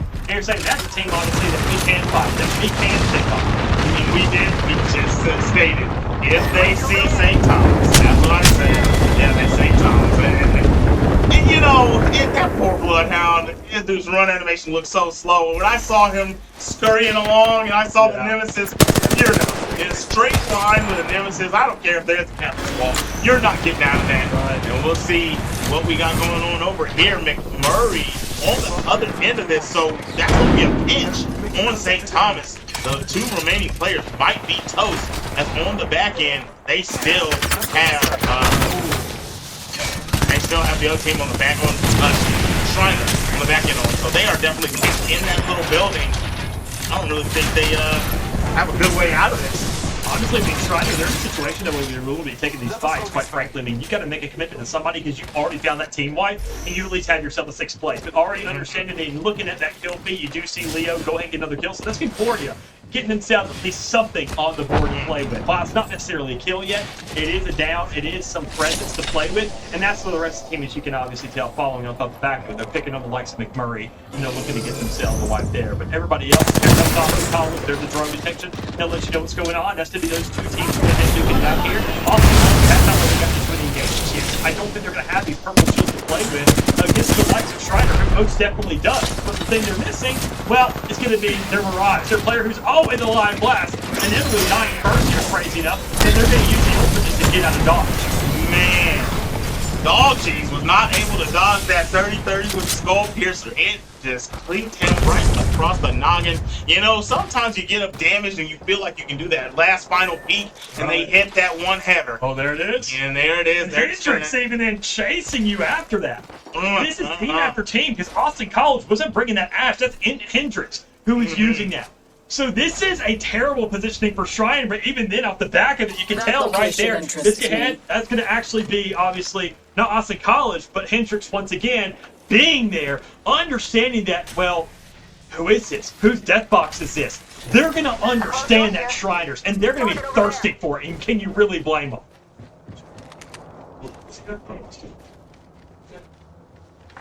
Making contact here. There's a guy over here slacking, and they know he's in there somewhere. If I'm not mistaken, I saw the name on the map. It was Kayvon, and Austin's on the prowl, taking a look. They got the drone back there. Maybe, did he get out? Maybe he did a wide wrap, or maybe he's in the zone at the moment. Let's take a look at the map really quick. I'm trying to figure out where Kayvon went. He's in the zone. He decided to back out and make a wrap.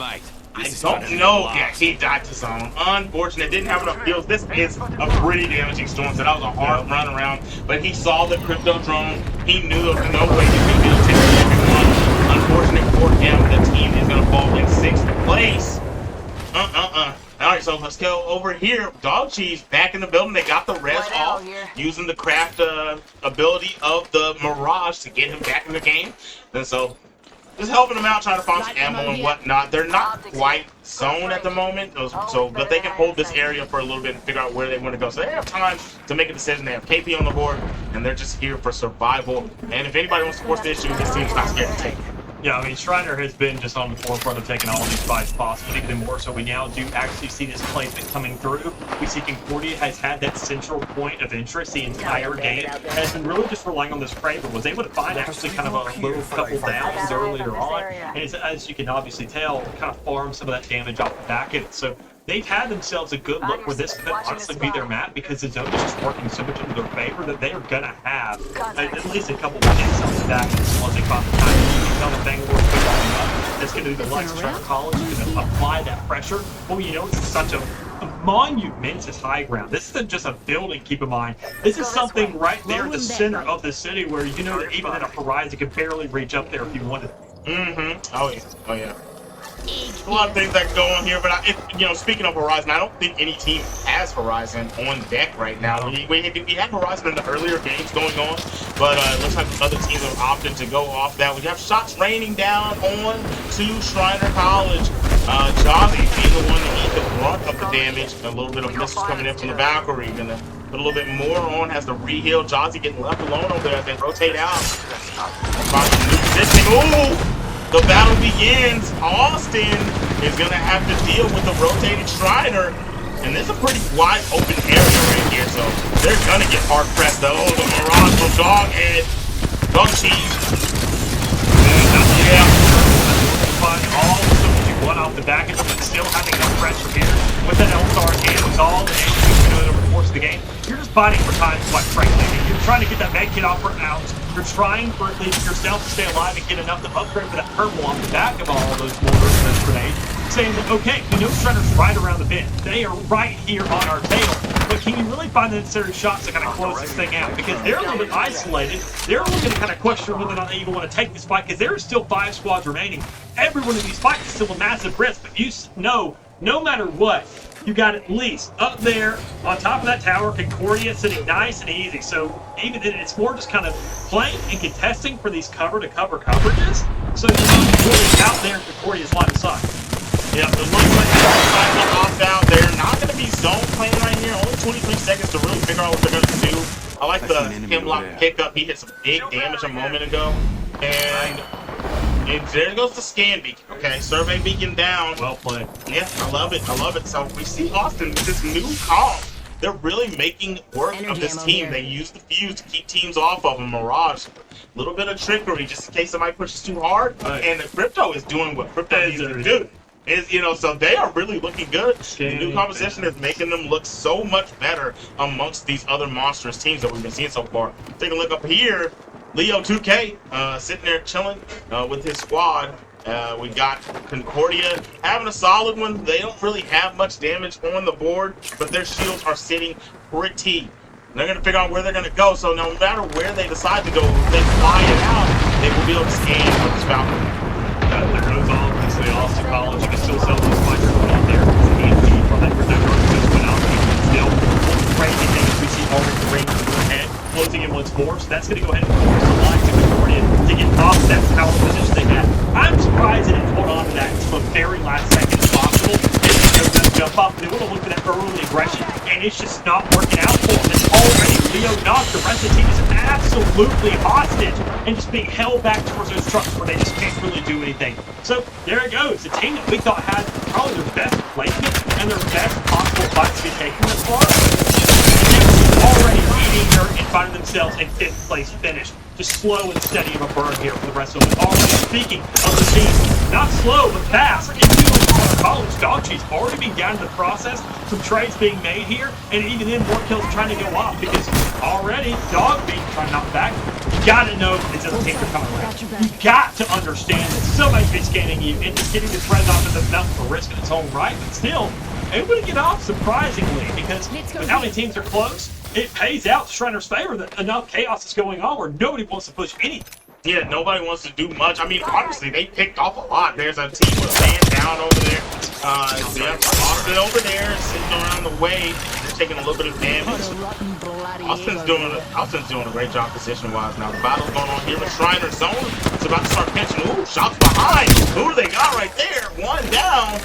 And it is going to be Jonesy getting the knock on another. Well, hold on, Nemo's down somewhere. There's a lot of bodies falling at the moment. Yeah, I mean, this is Hendrix now once again and getting now into the cut, finding one of those kills. In the meantime, Austin College is also fighting it. So these could be these final 2 teams, Hendrix and Austin, because you see everybody else kind of as that collateral as a part of this process. But even then, Shriner's still alive and well. We still got 8 players. Things are still looking doable, at least feasible for everybody, and especially for one of us who did have that hit shield come down. Give yourself enough time to pump that bat, but even then, that's all you got to work with. Everybody on Shriner, though, surprisingly, actually, really all that surprise. After all the chaos, still has enough time for at least that barrage of anybody to get the shield off. And everyone else still holding things hostage, having healthy players, and now having another team picked off. Well, that's Hendrix taking that 3rd place in this map. It comes down to Austin College and Elisha Slider. We see the EMP going off. We know the bonus restricted. That's a player out of the cut here. So it's essentially a 2v3. Slider once again trying to find a shot. They have shields, they have health, and they got themselves another game to work with. Shriner College, the best of the best so far. It is looking amazing for these boys. Colorado was holding strong, but nobody has been as aggressive as Shriner College today. They are taking any engagement that they see fit, and they are winning easily. We see them ending fights with 2 players full shields. Maybe one guy gets knocked, but they are making sure that they make quick work, getting them back into the fight. They are looking at the team favorite today. I mean, at least here for World's Edge, they've already been a guaranteed thing. Yes. I mean, already both of these maps, both of these games on this specific environment, they have found themselves both wins. But now going forward, they've got themselves to a point where, okay, they've gotten 2 wins, and they've had themselves some pretty good places, as we saw on that first set of maps. But even now, though, going forward, there's another map of World's Edge. Obviously, they're going to be winning things out, but Austin College, I think, genuinely, we're probably going to see that Crypto stick around at least that last map. That was the best form of Austin College we've seen all day. This has been the best form of Shriner College, obviously, we've seen all day, because finally it seems like, as much as I don't want to really pick on Jazzy, that's been your player who's been picked up instantaneously. Yeah. We haven't seen that isolation. We haven't seen this disbursement of players like usual. They actually want to play together, and if they finally understand, it seems like the headsets are being turned on, making these calls saying, look, get out of Dodge if things don't work out. We even can go ahead and go all the way back to that first encounter they were going up against the likes of Hendricks, and they said, we're not doing this. They didn't want any part of it. And They it popped paid it off. back instantly. I mean, sure, Hendricks found themselves the first place, but because of that and letting all these teams go ahead and get themselves in a nice mix, you come out on top because you know that, once again, close quarters to Mad Maggie, we got to play around this one player who not only finds themselves those kills, but can reliably be that guy that's standing. Dog, not dying first, obviously, kind of ideal, but especially, that's to me your player right there. That Mad Maggie, that middleman, even then, during those first couple maps, was always like the second in order to die. So still kind of has that understanding, that game knowledge to say, okay, I can know what fights to take, know what fights what not to take. And I think now in this team environment or a private lobby, they're kind of allocating these roles with IGL a little bit differently. It's like, okay, it seems like you know how to live a little longer rather than actually chasing down kills like we've been doing all season. So why don't you take the reins on this one? Yeah, he's definitely been playing the best. Quick's he's been holding the fights down. Every time it looks like the other team is going to take over a little bit of control over there, especially in that last game we just watched, whenever it looked like a team was going to take a little bit of control on him, he puts the drill pinpoint. He's landing it every single time, and then forces them out a little bit. He had the R301, big damage, and he's making it where they just can't push. They want to, they cannot. He's the Rock of Gibraltar. Right. No Gibraltar being played. Now, when it comes to Austin College with that second place, I love what they did. The final play, I can literally see the flaw in it. Yeah. The ultimate stuns your teammates too. It doesn't take the shields off. Yeah. Stuns your teammates too. They climbed up in a position where they heard them coming. Yep. You froze their movement and they got drilled. Yep. If you just let it off beforehand and then they push, you could have sent a mirage. You could have sent a decoy in as the ult was going off. There's so many things that could have happened right there, and the way they did it just wasn't. And I mean, Austin, obviously, to their credit, they haven't really been that fragging team today. So when it comes around to those final circles, we see them playing now with delay game. We see them running, as you mentioned, the Crypto, the Fuse, and just kind of looking at in the Mirage to kind of say, all right, we have a support, aka we got a savior, just in case things go south. But even more so, we have a guy who can get those recoveries on. But when it really comes down to it, we don't even want to be in those situations to start with. So that's what Crypto's for. Scouting out, getting banners. They have like a trinity of what everything is needed to actually take control of the game. The problem is the guns and hands are the one thing that they're missing, which is still fine because this is now their second place placement on this map. We have seen essentially the same top 3, but most definitely guaranteed the same top 2 for both these maps. So World's Edge, I think teams have a better idea of how it works. It's not really nearly as complicated. It feels a lot more vanilla than what we're typically used to. And because of that, I think these teams have a better understanding of how it works and a better understanding of the rotations. And off the back of every single of those facets, I think we're seeing the kind of the more legacy teams really, really show what they're made. Mm-hmm. Yeah, there's everybody is coming into their own, especially here on this map. It's just changed up a bit. We haven't been seeing Colorado up there in the top like we have been seeing earlier. If I'm not mistaken, Colorado had hold on one second. Take a look, make sure I'm saying this correctly. We got Colorado right there. No. That was McMurray when I saw Kayvon wrapping the storm. So when did Colorado fall? That's what I'm trying to figure out here. Colorado. Oh, they got smoked earlier on. I remember. Yeah, they lost very early in that They last were round. in that rotation, I want to say, from... It was like around Siphon to some degree whenever we saw that kind of entire run and that was occurring. That was a back-to-back where Shriner could have once again kind of ran through two teams. But we saw Colorado get pinched in the process and they just couldn't really get out of that pit. And that's where after Yeah, Shriner... them and St. Thomas, that's when they both those teams And they got just taken out. understood afterwards, Shriner understood the dire situation they were in and said, okay, this is not it. I still want to put a little bit of an emphasis on Concordia for that game. They had that tower control the entire map, even had a Kraber to play off the high ground. We saw picks, we saw downs from them. We just didn't see kills followed off to where if you're going to sacrifice that high ground at some point, do it early if you find a down. We didn't see that kill feed go off. We saw the down. We didn't see the kill, and afterwards I'm like, man, that was your chance to at least get kills, just in case things go bad. We saw them get what I think it was a fifth place placement on that, fifth or fourth, and I mean, they didn't take that fight at all. They pushed down, understandably so. They didn't wait around to that last second. And honestly, I think that's a situation where you do. You have either a Valkyrie, you pop that ultimate, look for a better placement, and just kind of go ahead and at least get a read on the map. Let that scan go off and say, we know where all these teams are now. Go somewhere different, and then we can take those fights. But they just said, let's draw, and you get nothing else. So that's where I really got confused with that game, right? They're on the top. Valkyrie has the ultimate, but then I watched the Valkyrie drop an evac tank. Okay? That's number one. So first off, I didn't understand that, okay? Then It's a ruse. so initially that's what I thought. I was like, okay, it has to be because the two players don't go to it. But the Valkyrie ran to it. So it looked like the Valkyrie wanted to take it. Yep. His teammates don't go. One got knocked, so Valkyrie had to run over, and that's where it all went to, that's where it all went sideways. I just don't understand what the game plan was. I don't know what the communication The was. evac makes sense to some degree because you're just riding up that road getting information because everybody's hiding behind nooks and crannies. You're trying to get whatever information out the back of it because that's what you do in a final circle. I mean, that's what we see in final circles whenever you have the horizon. The evac tower is the counter to it. You go up, you throw the black hole down, you throw a bunch of nades, you just keep on riding that rope, baby, while chaos consumes underneath you. Yeah. I just don't know in this situation when it's not that chaotic if you're going to find that huge manipulation, that huge capitalization, just kind of trade-off of getting the evac tower there because you're really just doing this by giving yourself up necessarily. And I think, honestly, the ultimate would have been a better call, even if you are just pulling a complete 180 right And back coming to right back to the high ground, right? And you just know where everybody's at. I literally was about to say that. I love that you brought it up. So either way it goes, we'll see what they do with this next game. Hopefully the decision-making in the later circle is a little bit different, but we do see those champion boys right there. Shriner, after a 2-peat, let's see if they can make it a 3-peat here on World's Edge. And we're starting off. We're taking a look here.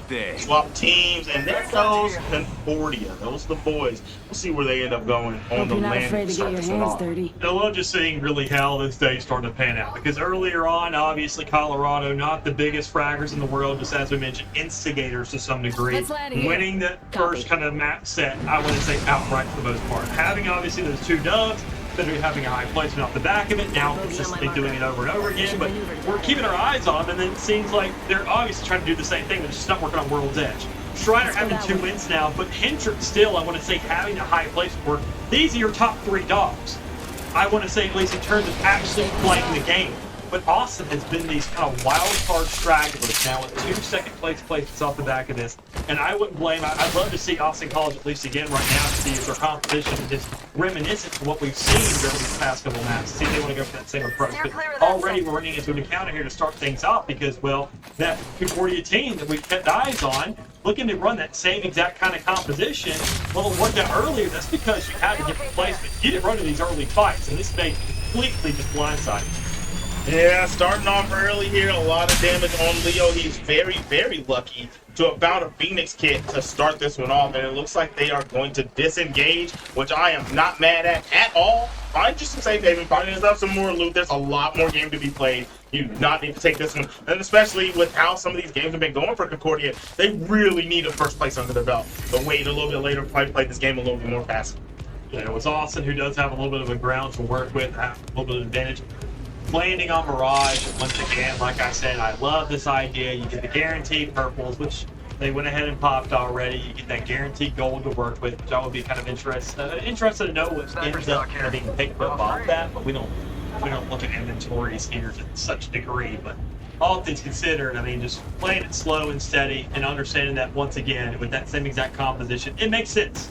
We saw it, we liked it, and I'm sure considering they now have 2 second place placements, at least on this map set, I'm sure it's guaranteeing that they probably like it as well. Delay, delay, delay. And so no matter what, this day is just a precursor. So you're just making sure to look good for tomorrow. Even if you're not fragging out of your mind, maybe Olympus is your map. Maybe these kind of more wide open maps are looking better for you. And especially when you play that recon game that we see, you get a better shot. Yeah, so if Austin just keeps themselves close in contention, and if they pop off tomorrow, they're definitely in a good spot. You gotta make sure, I mean, that you're getting some multiple second places or first place. Now, we do see over here, McMurray does have his eye. They had an opportunity to put a lot of damage on, but they did get a little bit of pepper on there, a little bit of seasoning. Arcstar in, no hit. Ooh, but that's good damage right there. The Hemlock is singing into a fuse hole. A lot of damage, and now are they gonna just full send it? I feel like you've got to take this opportunity, working their way up. Bangalore Smoke doing what it does. A battle on the left side.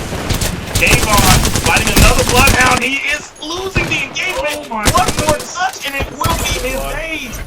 Trying to understand to get an idea of where the third player is going to be and whether or not Aaron shooting at that foot to find that last shot, but he can still Babytron is taking the brunt force of whatever gun from his first in the meantime. But still, some trades going on there. You see Murray possibly coming out on top, but still it's not enough. It is Colorado doing what they've done so far, but will they be able to follow it up? Because, well, everything kind of said and done, and the dust is now settled. Colorado, the team that we've kept our eyes on, this is their first 7th place placement.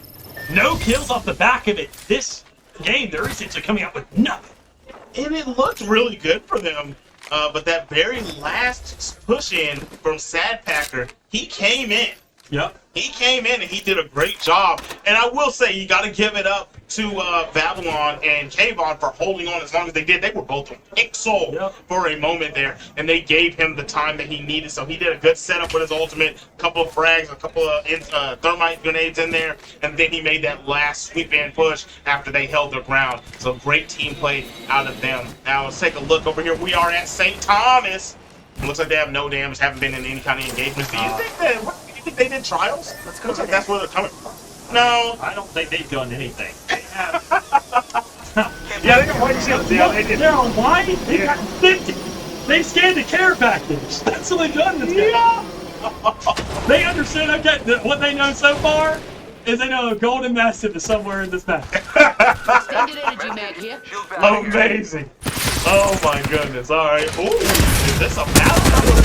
As soon as we came in the Sliders, no surprise, they are fighting. So this is what we've seen them do. They're probably the best fighting team so far, even though they've had a rough time against Hendrix head up. Other teams, they've been doing pretty good. No, it's McMurray that's been giving them trouble head up. But either way, they've been really shredding most other teams. And looks like they're going to just disengage. So they are playing it smart. They're like, you know what, we won 2 in a row. Let's make sure that we get to later placements and try to lock down a 3-piece in a row. Come right.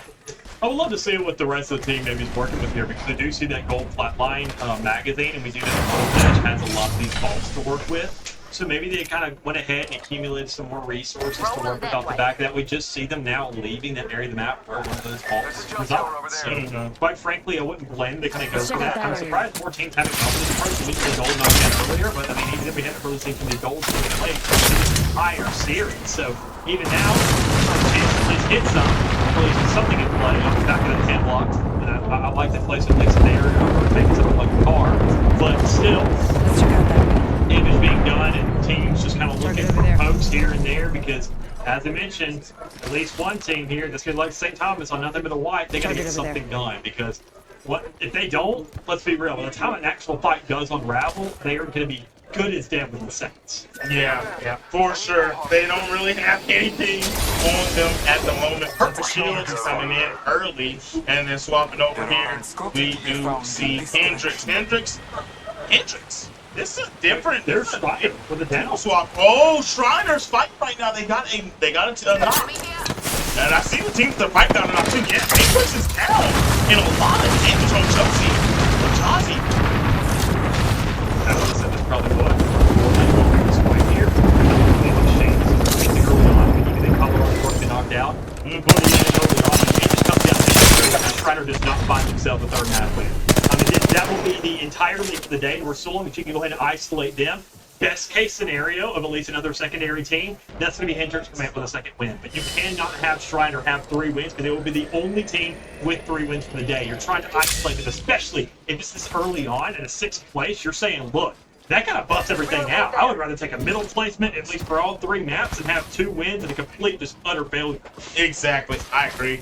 And if I'm one of the teams that haven't really placed well, look, dude, you're getting grief. We're just gonna have to take you down to give ourselves any type of chance to get ourselves back into the game. If you keep winning, then you're just gonna take it away so far. We'll never be able to come back tomorrow when we come back for our next game. Let's take a look. Ooh, one is down over here. The Valk is down for Concordia. And it looks like they don't have any type of play to get the pickup. Maybe this. Ooh, look up. The smoke actually might give away the positioning. Yeah. It looks like the res is still going to be getting off. Boom. Oh, That's no. you're going to have the up, man. And everybody, you would like to have that Valkyrie to go ahead and just get out of dodge, get away from all of this. But that being your 1 player down, you can see the retreat is being made on foot, and it just may not be successful in that regard. But still, no chance they can eat it. I think no supports in that team as well. So if that man goes down, you're it's done for. And that's the player going ahead and getting popped off and being isolated. So whoever's better than Hendrix, actually on something different. Silly, not on anything like the Ash or the Assault, now something with the Revenant. And surprisingly, the one time we see him on a Revenant, Biscuit Head decides to make the swap off the Conduit. Right, he takes away the team composition of Revenant and Conduit, which makes Revenant dang near unkillable. You know, you take that away, and everyone is following suit with dog sheets. They're like, this dude's Mirage is really causing issues, and we've just been seeing the Mirage trickle more and more into the rotation as the games go on here, especially on World's Edge. Now, the rotation here, Dog Cheese, these guys, we've been seeing them get into a little bit of skirmishes here and there. They're running away from stuff, but it looks like they're not able to get the loot they want. We're seeing a white mag here for Eclipse. I saw the pickup on Eclipse a minute ago. They all have blue shields. Yep. They're just not where they want to be. Only 1 battery on deck.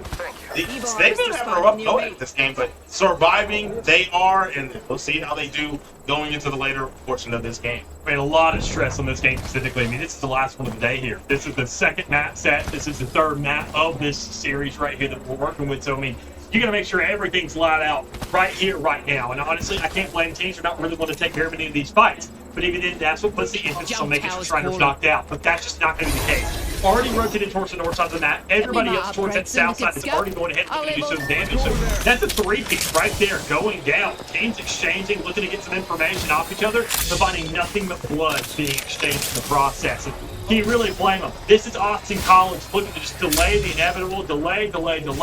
Knowing it's only round number 2, you're not taking that much help, and you're just stressed out because you don't have your views to work with. You're lacking your assault. You want to make a rotation, and I'm sure that player, that is giving that information to say, look, if you get up to the right, there's a respawn beacon there to work with. Just make sure to play for that and just try to get placement off the back of it. But it is a very, very, very slow bleed coming through for this team. Look at it, man. They are just trying their hardest. They don't really have an evac tower. Looks like it takes in the hands of Addicts. I don't think they has one either. So it's just going to be running here. It's going to be a track meet. I'm going to be completely honest. I don't know if they make this.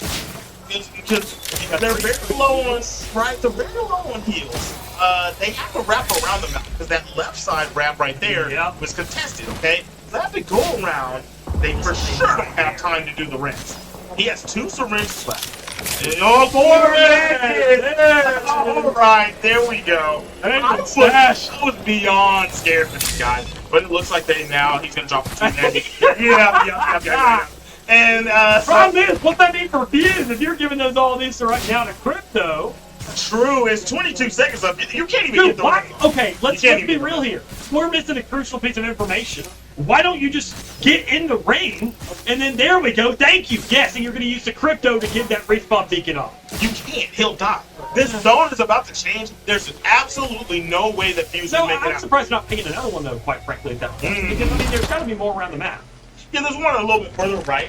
That one's gonna Oh, get there's engulfed two in the storm inside a little the bit too. ring. There's two in the ring.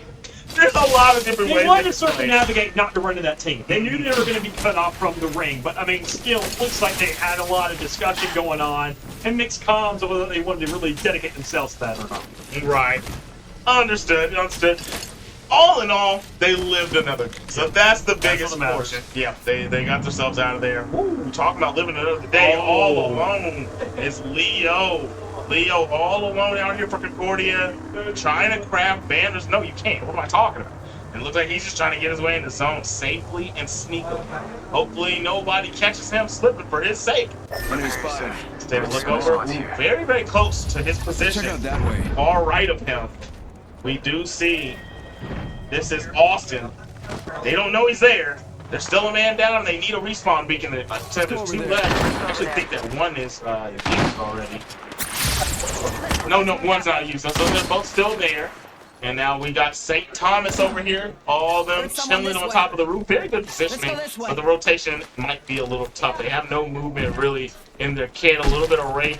But so they're going to start the rotation a little early on. And I like that idea. Just go ahead and do things up, get ready for what's coming up the way. I mean, still there is a good bit of actual architecture around this final ring that's going your way. So you know that there's some inside, outside, some bobbing and weaving that can occur, but even more so, you're making sure to kind of play for the inside zone because the last thing you want to do is be in the line of fire of what would be that Bangalore ultimate. I think that's the biggest priority of a lot of these teams, where if you can alleviate the stress of a singular ultimate and know you're really only dealing with the pressure of two possible players, Let's go that way. it's not going to be the deal. Here it comes underway. Austin College once more having that kind of pressure because we know for darn sure Concordia is not going to be standing on these recon towers with a that singular a player alive. It's going to be that crypto drone putting in that work and saying, can we go for this revive? Can we get that beacon off? Can I do that individually? And then even maybe then get that third player in because you still got to give yourself that time to lose. You still got to give yourself that time for that third player coming back in, that fuse, and once again, build up that ultimate to get the ammo, and better get to also get the mech, because that's going to be the most important thing to find and to really utilize in this final circle That's what you get for situation. stealing That the is Paradise for Lounge's sure. You're gonna bathroom need key. some type of stuff. Oh, You're okay. gonna take a lot of damage on peek outs. You're gonna have to be able to kill yourself off. All these guys hiding in this restroom, and I'm gonna tell you right now, the funniest, worst case scenario for these guys is a caustic catches them last. But I don't think there's any caustics on the board, so they are. But I think about hiding in there, and man, to be honest, if somebody just started fragging the room up, I don't like it. Don't huddle together like that. They're playing around, a lot of taunting going on. But either way it goes, it looks like they're just going to be getting their placement together. All alone out here, Leo, one more time. He's just slow creeping. He can't do anything. They can't get his guys back in the game, so he just has to play the rest of the game like this. But in the wide open on the tracks. He's running right into St. Thomas. Yeah. Side. Oh, yeah. There's the shots. St. Thomas, I mean, this could be a great little straggling kill for them, because they really haven't had themselves the best stand all day. So it could at least be an extra point. There's no way they'll get 13 here. You know there's a player there, people more, so you're concerned about these buildings that are right in front of you. Yeah. And whether or not you're saying, all right, honestly, if he runs to do a triple stack, it looks like he could be in the Hitch College, then let him go ahead and do that, because meantime, we're going to have this crowd, we're going to have this positioning, because even then, while it's outside, while it's isolated, it's still something we can work off of once these springs are closing for it. I'm just genuinely shocked by how many players are lacking. I mean, we got one team that's lacking one, another team that's check out lacking two. that Actually, no, we see Austin College now with that revive. Still, players finally getting picked off, finally an extra straggler being done. And no doubt now, St. Thomas, while they did find themselves, it could be, a little more presence inside the leaderboard. They could be possibly getting knocked off right here, right now, and that's going to be a big kill for whoever does find this trophy, because, well, a wingman in the hands of Cameron, that's a prize in its own self, not just the points, because that sets yourself up for what could be an easy first on that gun's prowess. Oh, for sure. I mean, it's easily one of the best guns in the game. I mean, not many guns can contest it. Revved up Rampage or wound up Nemesis. Yeah. And you could probably win with those, but most guns are going to lose in that, especially if the headshots are being tapped. Now, taking a look here at the most aggressive team, the front runners so far, letting know what the damage was. Boom, 8-5. 8. Jesus. Right, what a beam, what a beam. You got a lot of ammo there for that Prowler, ready for anybody that tries to come up and force the issue up close. I mean, this is really the team to obviously keep your eyes on here for the final. You got Dawson College, off on, and then Papa E&D. Not really being available for this kind of final circle situation if you do end up getting yourself in there, but it really comes down to these two teams. Everybody got the open now. Everybody has wide open eyes on what's going on here, and there's no real hiding behind. No bang rolls coming out. Look, just more to flushing right grenade. So with this recon, with these barrages coming away, this is a situation where that barrage, where we saw the influx of all these barrage players, will really start to go ahead and take effect because you throw those decoys. But let's be real, who's shooting a random road barrage at this kind of point in the game? You're gonna know it's gonna be effective to some degree, and unless it comes down really just that open, like making sure that the resurrection's off against still with everybody pushing, everybody getting in the faces of their players. That's St. Thomas looking like they're going to be the first one to bite the bullet, but everybody else, well, I want to say it comes down to obviously Shriner. I want to say there it is inching possibly over towards the edge because they were might be coming outside of that building, but here they are, looking to finally go ahead and take a little bit of a fight here, trying to take a bite of this blood, and I don't know if they're going to find too much out of it because Shriner, they are just on the prowl, they're pushing, they are finding kills, they're getting success. And while they do lose themselves a singular player, that Revenant that's alive and well isn't going to last enough. Who else? And Shriner. All three of these World's Edge maps going in their favor, and just a little bit of diversity who that second place is, with Hendrix squeezing themselves a second here to work with. So, all's well, ends well for Shriner. Yeah. But, let's be real. After those first couple maps, not really the best in terms of placements or kills. They really compensated. I want to say probably shot themselves an easy first place off these three alone. Easy. Because here's the thing. They're not just getting first place. They're fragging along the way. Right. So they're coming away with a lot I of mentioned AP. it, at least one guaranteed wipe and at least guaranteed 3. And then they're getting more on top of it. Right, so these guys have been playing phenomenal. Even before that, they had a little bit of they were fighting well, but then they had to figure out how to get their positioning together and figure out where to end games at. Yeah. And now they're still being aggressive, but they're being better with their positioning, Yep. which has led to a 3-peat. And then so they got 3 in a row right now. And we'll see if they're able to come back tomorrow and do 3 in a row and become Michael Jordan. Yeah, it's just waiting their turn. I think they finally understood the kind of just the weight of the situation at hand, where they weren't pushing out unnecessarily. We know they were the aggression, but we saw no retreats realistically until it was too late. During that first map, they were saying, okay, let's push in, find some kills, and then what happens? They lose 2 of their players, and then Dog's like, okay, this is not it. I'm getting out. Finally here, though, on World's Edge, they're kind of saying, okay, as a team collectively, that doesn't look like a good spot we want to be in. So let's not fight it. And every single time they even took that initial fight, I want to say both of the maps, map number 1 and map number 3 of World's Edge, they waited to the final circle to actually be taking those fights. Yeah, circle number 4. And it was when it was most favorable that Mad Maggie could actually excel. Map number 2, they did take a little bit of aggressive fights, but they knew when to back out. They found the initial kill. They shut down that. They were able to kind of help out and shut down Colorado early with everybody else, and just kind of put them in a bad situation and rotate out. And then they said, let's wait it out and let's not aggress. We found some kills, we got some damage, we got some better shields, and it's doable once more. We do it, just run it back. So I think finally they're hitting their stride and understanding where they should actually be taking these fights. And I don't know if that's going to carry over tomorrow into 11. This is a completely different map, obviously, and it's a lot more open. So Mad Maggie, I don't think she ever really finds much use. No. But still, being the only team now with 3 wins on the day, insanity.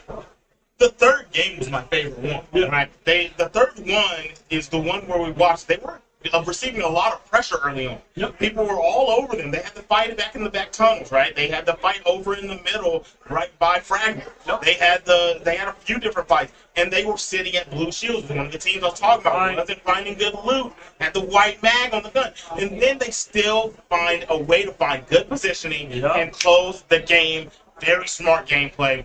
And you can't ask for much more. You know, I know that their coach is probably smiling right now. Yeah. Like, you boys, you're doing exactly what I told you. I mean, eventually it had to come out from them. We've seen them be an absolute unit over the course of the kill race in the season, so we know that they can find the blood if necessary. But it's just been that mentality shift. I think that's honestly taken a little bit for them to warm up too, because I mean, going from pubs and seeing them rush down, they still have the mentality. We can't blame them. Those first maps, they said just rush them down and just treat it like a kill race. We're going to win it.